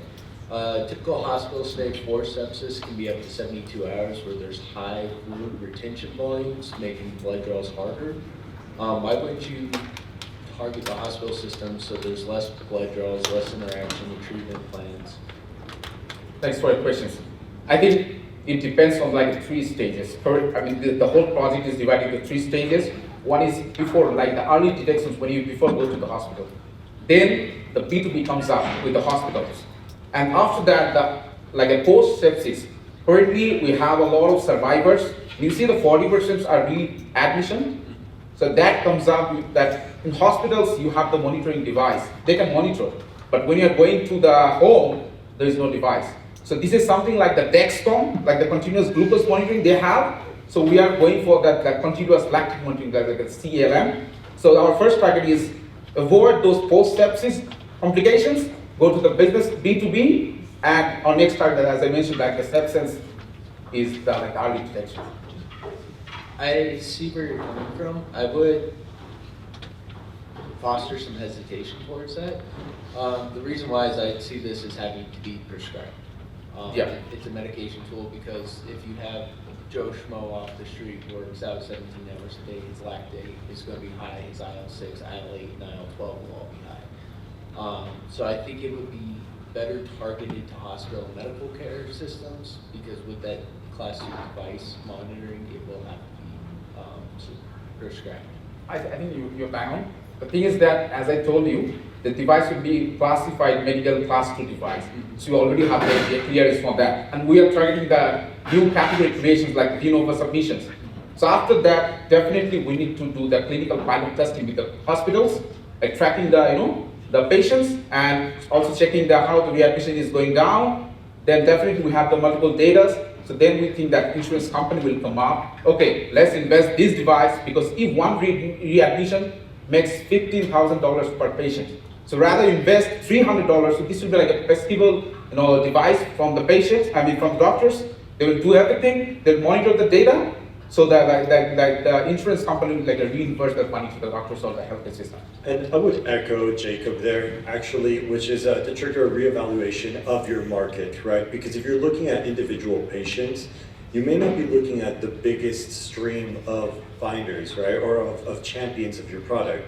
Whereas if you were to go to the hospital, now you're actually looking for advocates for your product, as well as looking into insurance companies, because these are the ones that really care. Are the members of my insurance plans, are they able to be cared for, diagnosed, or are they going to be hospitalized for something that's going to cost my insurance company much more money? Second point here is, oftentimes when you're looking at people who have sepsis, these issues, you're looking at individuals who may not be healthy and also may not have money. That's the main target demographic that you have. Individuals that have that money may not be the ones who actually need your product. So in order to lower your customer acquisition cost, it may be useful to re-strategize and pick a customer demographic that's more in the B2B space, such as hospitals, such as payers or insurance companies. Yeah, thanks for the point bringing up that. The thing is that for the insurance company, they don't go all out from the very beginning. They have the logics. Okay, we know that the financial logics is if we invest that instruments, we're avoiding that amount of cost, but still they need the data like validations.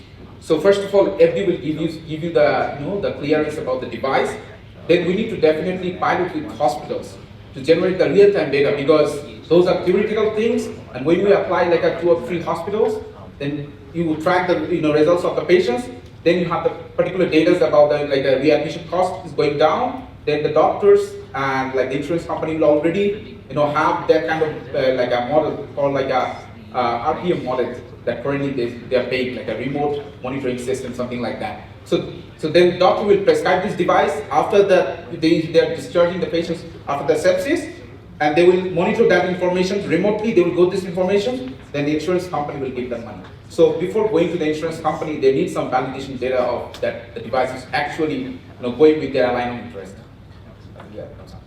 You had a slide that had the approval pathway. Yeah. Is that just letting us know what that looks like, or have you started this process? No, we haven't started the process. Currently, we're in a prototype stage of sensors. So our next thing is sending this to non-clinical validations, suppose like SGS, TUV, like Intertech, your solutions.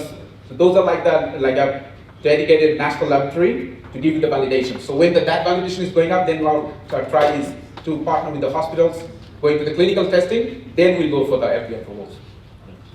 So you just gave me your beta testing kit right here. Yeah. Have you considered how much it will cost you in general, Yeah. especially if you need thousands and thousands and thousands? And are you considering collaborating with other medical device companies such as Medtronic, BD, Novipax, companies that do something similar to this, or are you going to go solo and be their competitor? I mean, that depends. Currently, we're developing the biosensors. That biosensors cost only $10 in the lab. So we are developing a low-cost biosensors that is already validated that I mentioned in that. This is one of the top-tier MEMS conference that I will present this June. So this is accepted as the advanced manufacturing category. So I give the world presentation on day one. I hope that I meet some tech enthusiasts and some industry experts. We'll exchange that information. I also mentioned that I really want to attend a MedTech industrial conference. There's a conference coming out like a MedTech 2026. I would love to attend that one. And that is time. So that makes up, I mean, it depends. So yeah. Thank you.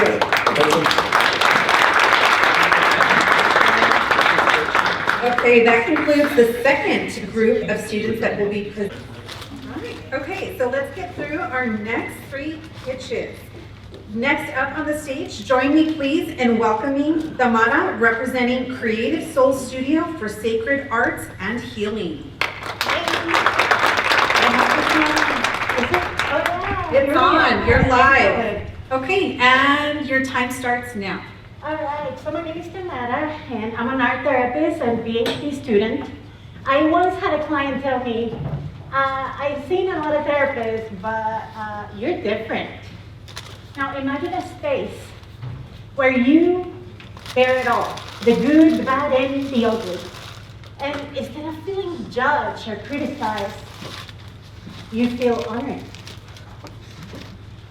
1 in 5 gets diagnosed with a mental illness, and not many people are seeking help. There's only one therapist for every 1,000 people here in El Paso. And let's face it, nobody's going to a therapist or even a doctor for their stress, and that compounds and becomes a whole bunch of different illnesses. So, SAM, the spiritual art model, it is a psychoeducational program, 12 sessions. They can be delivered online or in person. We cover educational portion, expressive arts, and of course, spirituality. A typical session looks like 20 minutes of education, minimum 45 minutes of an art experience that will help you embody the information that you learned and trigger the good, feel-good chems, and then we share and close. So the opportunity is huge, right? I mean, it is a crisis after all. But I see it as a great opportunity for hospitals who already, more than 50% have implemented arts programming. You get it for 3 different populations in the hospitals, for patients, caretakers, and for staff. Their burnout is terrible, so they need it. Now, the competitive landscape here in El Paso, not a lot of people are doing groups. You know, insurance doesn't really cover our materials, and it's only maybe 50 minutes at the most. So that's not something they do. And SAM is culturally responsive, and not only that, it's leaning to spirituality, and that's not something people do, right? Now, my clients, they feel that difference. I had a client tell me, right, that her experience felt magical, but that was tangible for her because her inner changes impacted her whole environment. Now, these are just reviews from people that worked with me in one workshop and they were raving. So imagine what 12 would do. So I'm the Mona Lisa, right? We know that, but I am the 1 in 5, right? I became my own medicine, and I want to empower others to become their own. So 3,000 can help me with the first pilot, with this structured process, get the data, so that we can start doing bigger pilots and then present to hospitals. So maybe they can get in on the action. Now I want to get on this experiential. I want to tell you why spirituality And while I'm at it, I'm gonna double down and also tell you why AI can never replace us. You see, emotions are energy in motion. We cannot see them. But this makes it visible, right? I want you guys to try it because we are super conductive. Our water in the body is not water, it's plasma. So, there we go. So it's a little way to show you how impactful spirituality is. Most people don't think about it that way, but emotions, that's spirituality 101. All right, so I think that's that and a bag of chips for me right now. Should be with the questions. Great job, Tamara. Don't shoot me though. Judges, you have the floor. Tamara, congratulations on what you're doing so far. I think it's an excellent mission in order to provide mental health to several individuals. And of course, it's an ongoing problem that's only growing. So I commend you for that. However, my main question is cost, right? So these packages that you have, what is the cost associated with them? How do we validate our unit economics to make sure that what we're doing will be scalable and profitable? Yes, all right. So in my master's, when I did the art therapy master's, I did research on art therapy boxes. So I spoke with people, they did sessions, and we determined the best art materials, the best sessions that they enjoy the most. Each box, yes, it's expensive. Because I do like to have them experience a lot of different art materials and good quality too. So there are about $120 to $150 for every participant. And yeah, that's a lot of money, but it is worth it. It feels important, they feel special, it makes a difference. Now, for the cost, eventually, they get to keep that, and especially if we're doing online sessions, they still get to keep this, and we would add different art materials if it's in person. But yeah, $120 to $150, I don't want to reduce that cost because I feel like it makes a huge difference. So that $150 to $120 cost, does that include the overhead of the individual sessions that you have with the person? No. That's just the cost of the box. But right now, we are, well, it's a nonprofit, so we collaborate with different organizations. I usually do one workshop here, one workshop there. I have one coming in the Maze Holistic Mercado. That's one space where I can start recruiting people. But I would do it in companionship with other community organizations. And what is your return customer like on this? Well, it's basically, I don't want to brag, but almost 100%. Like I've had clients that after 3 months went by, they had fees to pay private practice, in group practice. If you miss appointments, you get stuck with a fee. They pay their fees cash. They were paying all cash and came back. So even when there's barriers like cost, they were still paying for sessions with me. So that's a good deal. Yeah. Great presentation. I have a question around like your ICP. Who exactly are you working with or selling to? Is it the consumer directly and having them sign up for the program, or is it with a clinic or an institution who maybe already has a room full of 20, 30 individuals and you're selling to them, or is it a mix of both? Well, ideally, I want to work already with, organizations that can funnel these individuals for me, right? That would be the easiest part. So far, what I've done is independently. These people show up as they come, right? But yes, I do plan to work with different like, for example, NAMI El Paso and different other organizations that already streamline other community organizations so that I can get an easier access to the clients. So to kind of follow up on that, there was a slide here where you had 12 participants times 12 sessions. Yes. You also mentioned 20 minutes of education and 45 minutes interaction. Yes. If you were to partner with another organization to sort of scale this, I'm assuming maybe it's yourself right now and maybe a small team. What would that look like at scale if you had an organization that had 30, 40, 50 individuals at the clinic? What would that look like as far as scaling sessions? Well, I mean, the goal is to make this go global, right? I mean, it is a mental health modality that people can later use, but then it comes with a curriculum. So there will be licensing of the program, but also avenues for gaining money through training of practitioners. And so there's a lot of, and I think I have a slide for the questions. I didn't even use them, but yes, that's I think that it's planned. You know, we want to go global, and we definitely want to. It's mental health. Like the stats for the world is 1 in 8. So, yeah, people need it. Thank you. Thank you. Have you considered subscription boxes? So for this, oftentimes, you know, I see it's just one box here, but it may be something that's useful as a recurring product, only because you do have a lot of consumables in here. Yes. And so maybe you could have thematic boxes that address one specific aspect of mental health that are also customized for that individual person too. Yes, absolutely. Well, each of those materials, they're also customized for each of the sessions that we're going to be doing, right? So they have a purpose.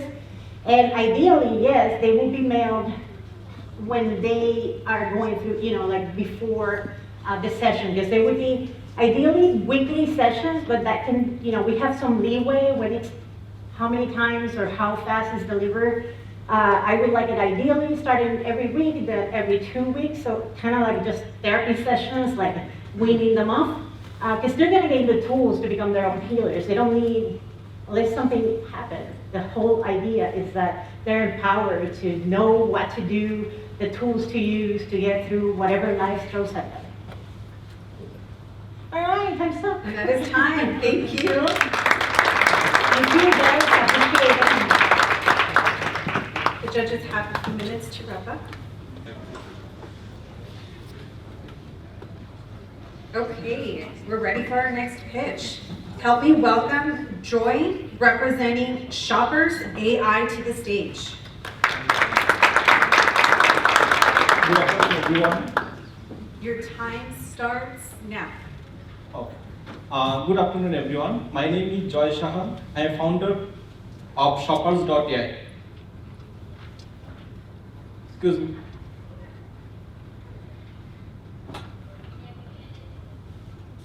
It's not working. Actually, sorry. Okay. Good afternoon, everyone. My name is Joy Shaha. I am a founder of Shoppers.ai. Everyone loves shopping, right? But do you have any idea how much people spend time to do product research before the actual order? It's around 3.5 hours. The problem is really big. According to the McKinsey Market Report data,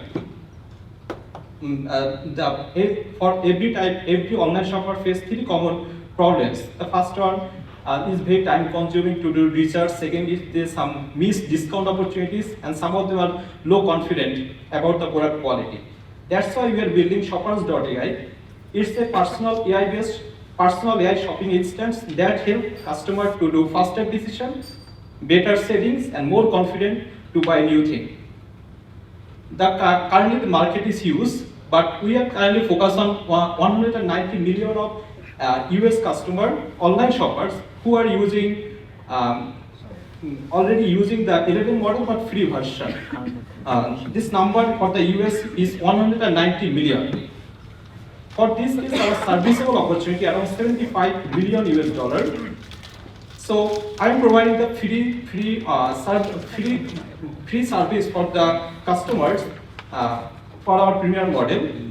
We launched our first product in last year, the browser extension, WhatsApp chatbot and Telegram chatbot.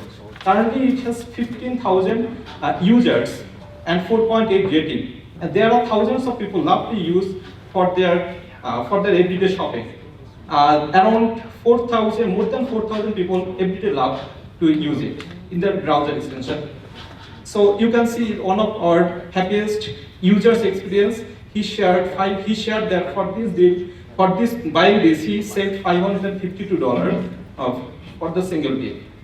Now I go for the next step, which is the personalized shopping instant. That's why I have built a mobile application. And there are some cool features for this application, like you do not need to write down any prompt. You just scan the product, and the shopper's AI can do everything. Like at the same time, there are so many features added here. Like you can set your goal, you can set your monthly shopping budget, and everything. For example, here if customer scan the product, here they scan the code, then shoppers.ai provide every details about this one. You can, for the user, they can ultimately talk, they can long time chatting with the AI, premium AI model without any charge. And there are some features like, you can see a smart instanship in the third picture. It actually always guide customer which is good deal, which is bad, and how to track his goal. Our business model is pretty simple. Actually, there are three ways we actually revenue. Subscription model, affiliate program, and brand partnership. And according to our business calculation, if we get 500,000 customers and 100 business partners, in that case, our yearly revenue will be $27 million US. There are some competitor market is pretty competitor. There are some ChatGPT, Amazon AI, so many things available. But we are providing the every types of shopping, every type of key feature for the shopping, like product comparison, real-time coupon, personalized recommendation system, and analysis product from different categories, different website, like our AI model take on review from the different site, like Reddit and whatever available in the e-commerce. You can see the one example for Amazon versus Walmart versus shoppers.ai. For example, if you ask Amazon AI about the product, they are always telling you something from the Amazon.com website. Walmart do the same thing, but shoppers.ai is completely different. It provides the every experience, whatever available in this market. Currently, we have 15,000 users, but our next goal is to get 50,000 users. We have already developed our application. Now I focused on for customer marketing. So I will use 50% of this budget for the customer acquisition cost, and rest of 50% for the mobile application launch and LLM charges. And my name is Joy Shah. I'm a solo founder, and I want to build a shoppers.ai is a artificial AI-based e-commerce service where people do not spend the time 3.5 hours. They can solve it by 3.5 minutes. It's our ultimate goal. Thank you, everyone. Thank you, Joy. Great job. Judges, you have the floor. Joy, I think that was great. Thanks so much for sharing. But I have a question first. Are you a developer?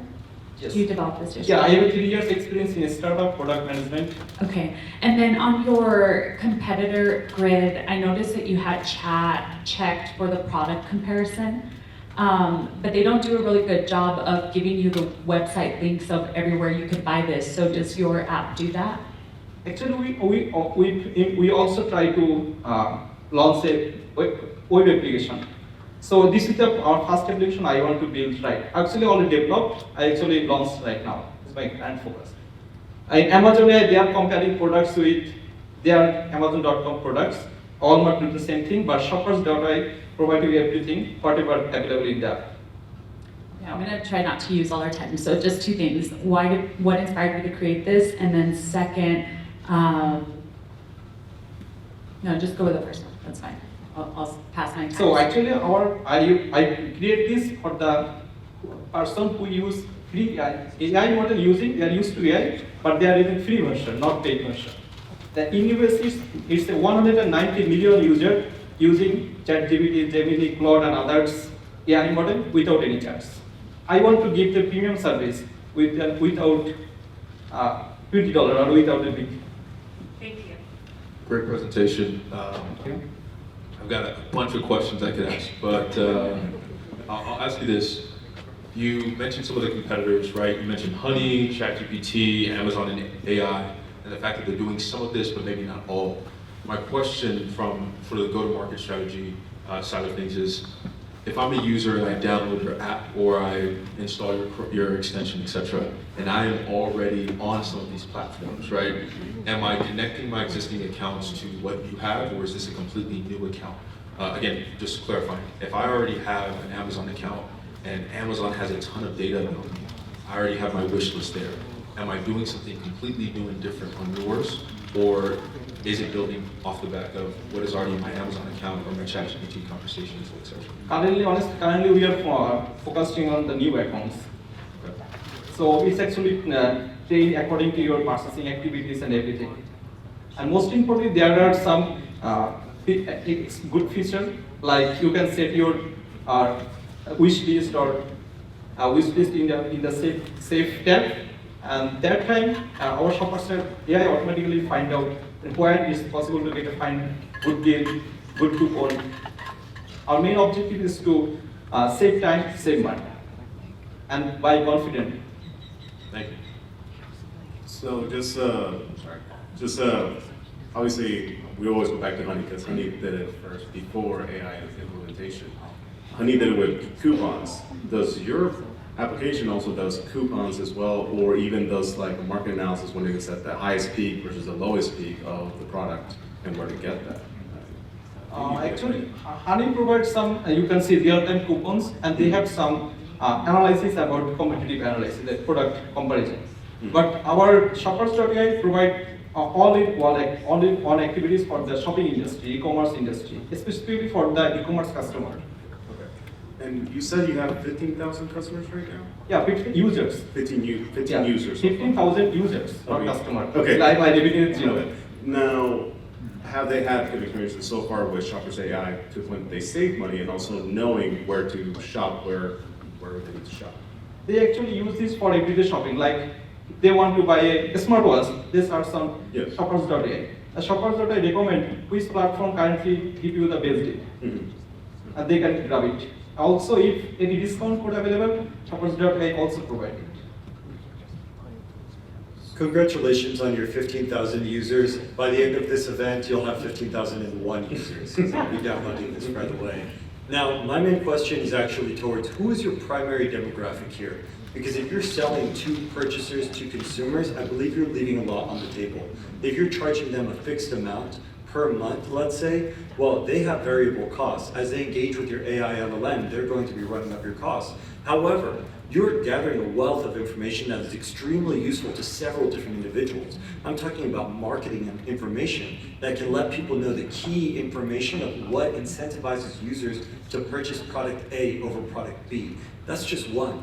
The second one is actually the financial technology play here. People are purchasing utilizing your application. Why can't they purchase through your application? And now you're a servicer of these funds. There may be a larger opportunity at stake here. So actually, the first question, I think, actually we are in the backend we use Claude API model. It's constant provided a good, outcome.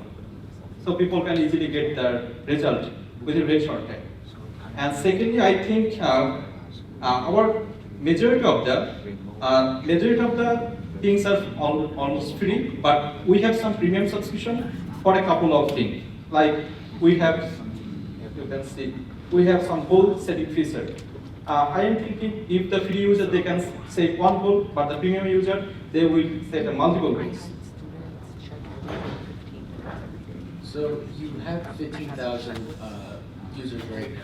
Why haven't they gone to the premium? 50,000 users in the Chrome browser extension.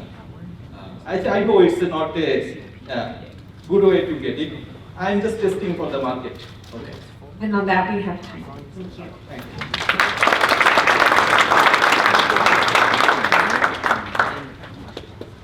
Give the judges a minute.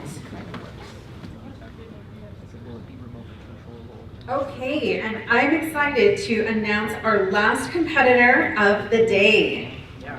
Please help me welcome Gregory to the stage, representing AI CPM.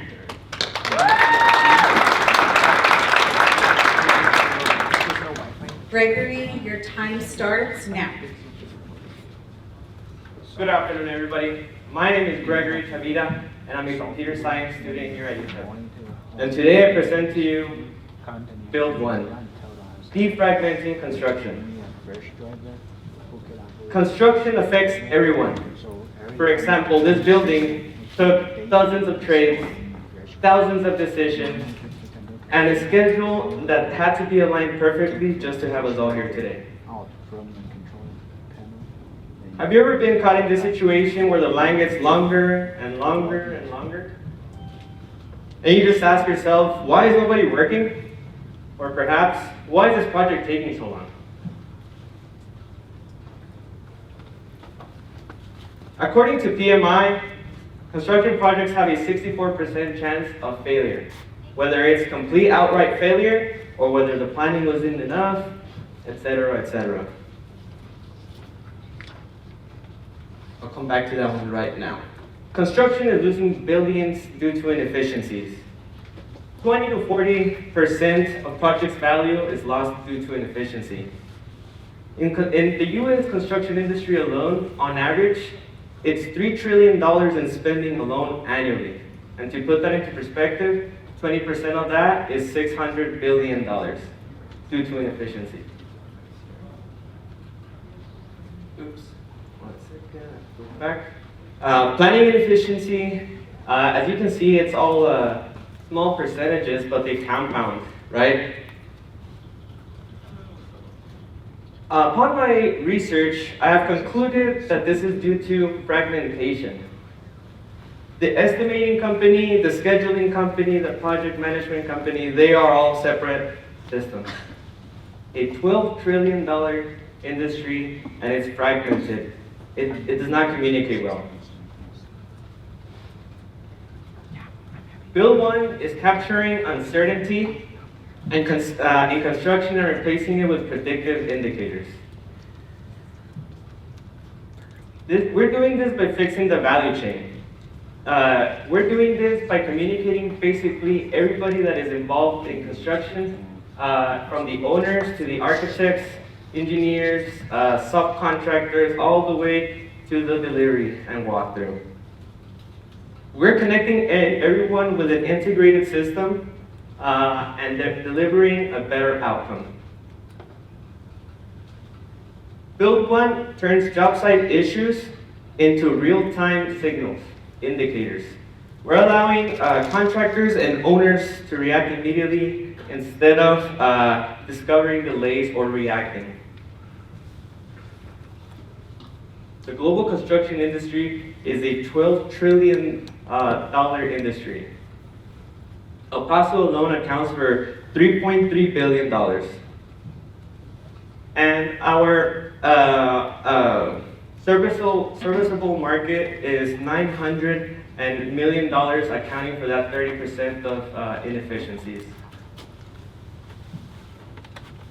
The way we work basically is we capture field reporting data that goes into our system, we detect it and send it to the upper level of the decision makers. We are essentially sending information from the bottom up instead of how it normally works, which is information from the top down. We intend to target subcontractors first. As long as we can communicate subcontractors with this application, we should be able to draw in general contractors because they should be able to see how much more efficient projects run with Build One.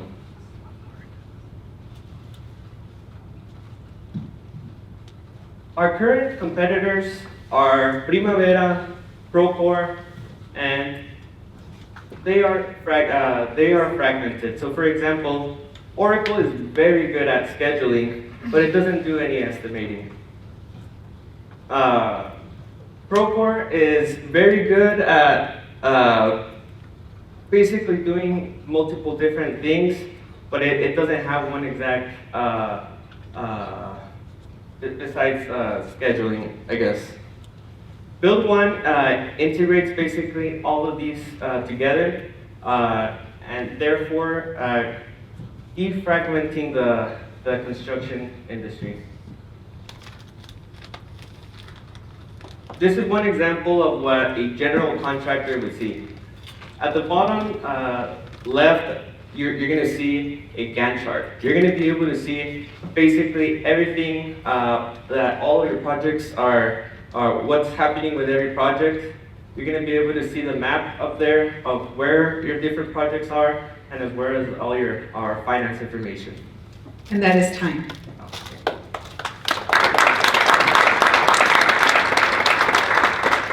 Judges, you have the floor.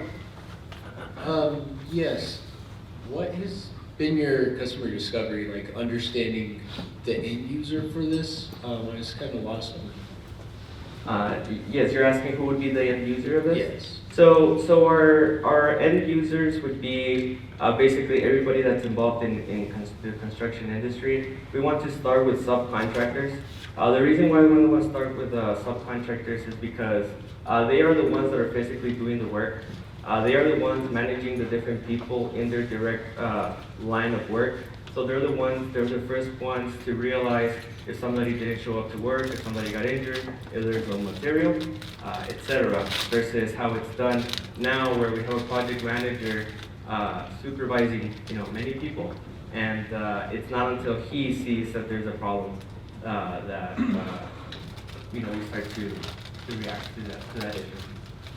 Have you gotten any insight from them on this tool or this technology? Yes, that's correct. So Western General Contracting is a company that we're working directly with. So basically, the way this works is this would be the subcontractor's information or screen, basically. They would put in the customer's information. This is good for any liens, etc. They would schedule it in. They would basically go through a regular process of what a construction app is, but this is directly connected to the GC.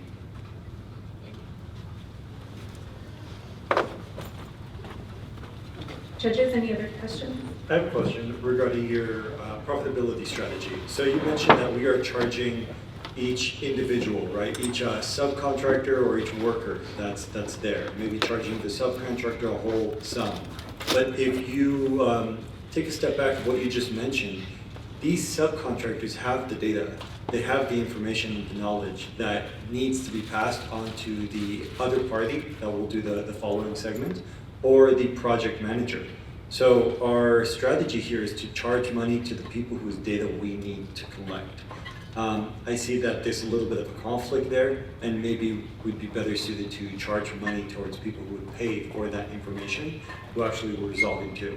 Kudos for you for recognizing the fact that different parties in this workflow will need different interfaces, because the user interface and the user experience is paramount here. If you're dealing with subcontractors, oftentimes they're having major challenges that are entirely different from the project manager or the client as a whole. So building those different dashboards, those different views is going to be paramount for you. But in regards to that monetization strategy, what are better ways or different ways that you could apply that strategy in order to charge the people who actually would pay for this while collecting the data from those you seek to get? Of course. So just to answer to that real quick, the people that are paying for this application are people that are looking for one system, right? So you're correct. So we are collecting the data from the subcontractors, the people that are actually doing the work. But in return, what we're doing is that we're, for example, you said that they have to collect the data and then they have to send it over. What are the different ways that that information is sent over? It's one app to another app, to text phone, to a phone text or an email, etc. There's so many ways of sending that information. Now, if in this case, the subcontractor, all they have to do is click a button and send that data. So basically what we're doing is we're taking all the business side out of construction, so that the subcontractor has time to, they have to buy materials, the list is right there. They don't have to, sit down and, divide all the square feet, etc. So they have the scope of work. It's immediately turned into a proposal and then to a contract. If we go to the next page, the subcontractor will know. The subcontractor in this case would be just Kyle. He knows that the drywall guy is about to finish, or he knows when to start, and then he knows when the painting guys are gonna come in.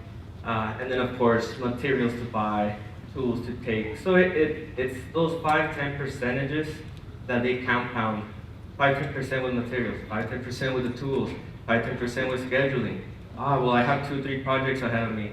When can I start? So then, again, what this is doing is the reason why people would pay for this is because they're going to see so much return in the efficiency. Again, 20 to 40% is lost due to inefficiency. Hey, Gregory. Yes. Great presentation. I have a question for you. Do you have a family member or friend that works in the construction industry? Yes, sir. Yes, sir. Okay. Is that why you created the idea? Yes, sir. So basically, I've spoken with humongous companies, handle billions of dollars a year, and they have the same issue. So I knew that somebody had to step in and connect everyone. And I commend you for wanting to take that up. I've got some friends who are working for companies building software for the construction industry. As you mentioned, it's a very crowded space. Even when you go within the niches within construction, it tends to be crowded as well. From a go-to-market perspective, and even a product development perspective, an advice I'd give you is taking a look at the difference between maybe building a new platform that's sort of all-in-one, and then building something, whether it's on the data analytics side or the automation side, that integrates into the existing softwares that these companies might already have. And so, for example, if you're looking to do some stuff with Service Titan or Procore, you get access to the hundreds of thousands, if not millions of users already using their platform, as opposed to trying to migrate them from Procore to build one. But great presentation. Thank you so much. And on that note, we are done. Thank you.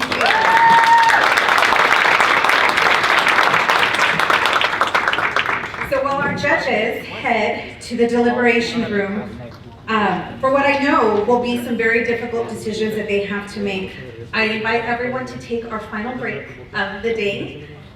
Once again, please network. If there is someone that you have heard, a student you'd like to meet, someone in the audience that you'd like to just have a conversation with, here's the time. Community partners, please come and speak with our students. They've worked so hard to get to where they are today. Let's use this time to build these connections, and we will be back in approximately 15 minutes with our final results. Are we ready? Drum roll. Here we go. In third place, we have Ismail Hossein with AI in the Loop.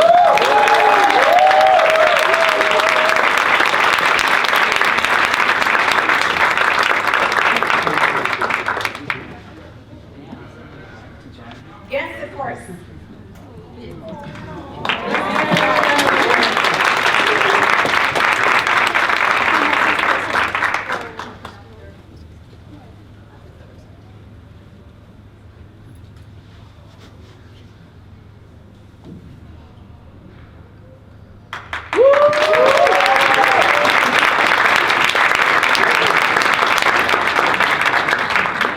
Congratulations, Ismail, for AI in the Loop.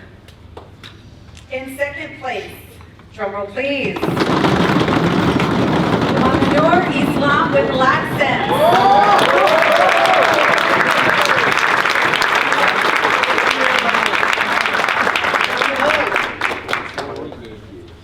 Can I call my professor? Yes, of course.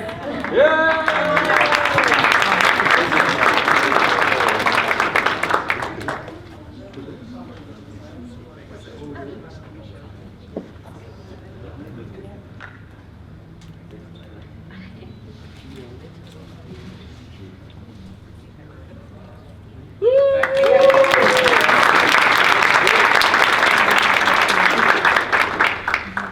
And now for our first place winner. Big drum roll, everyone. Big drum roll. Our 2026 Spring Miners Pitch Competition winner is Hugo Cabrera with Menú.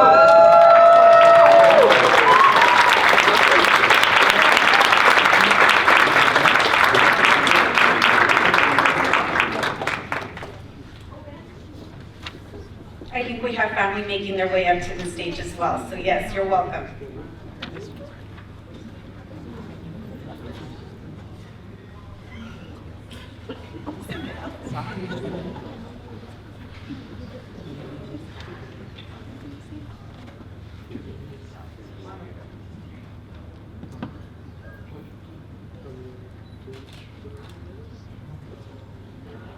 We do invite all the participants to stay and take pictures. We do want a group picture with the Mike Lawyer team as well, so please don't leave, stick around. Congratulations to all, and I want to have everyone give me a big picks up and say, go Miners. Ready? Picks up. Go Miners! Thank you, everyone.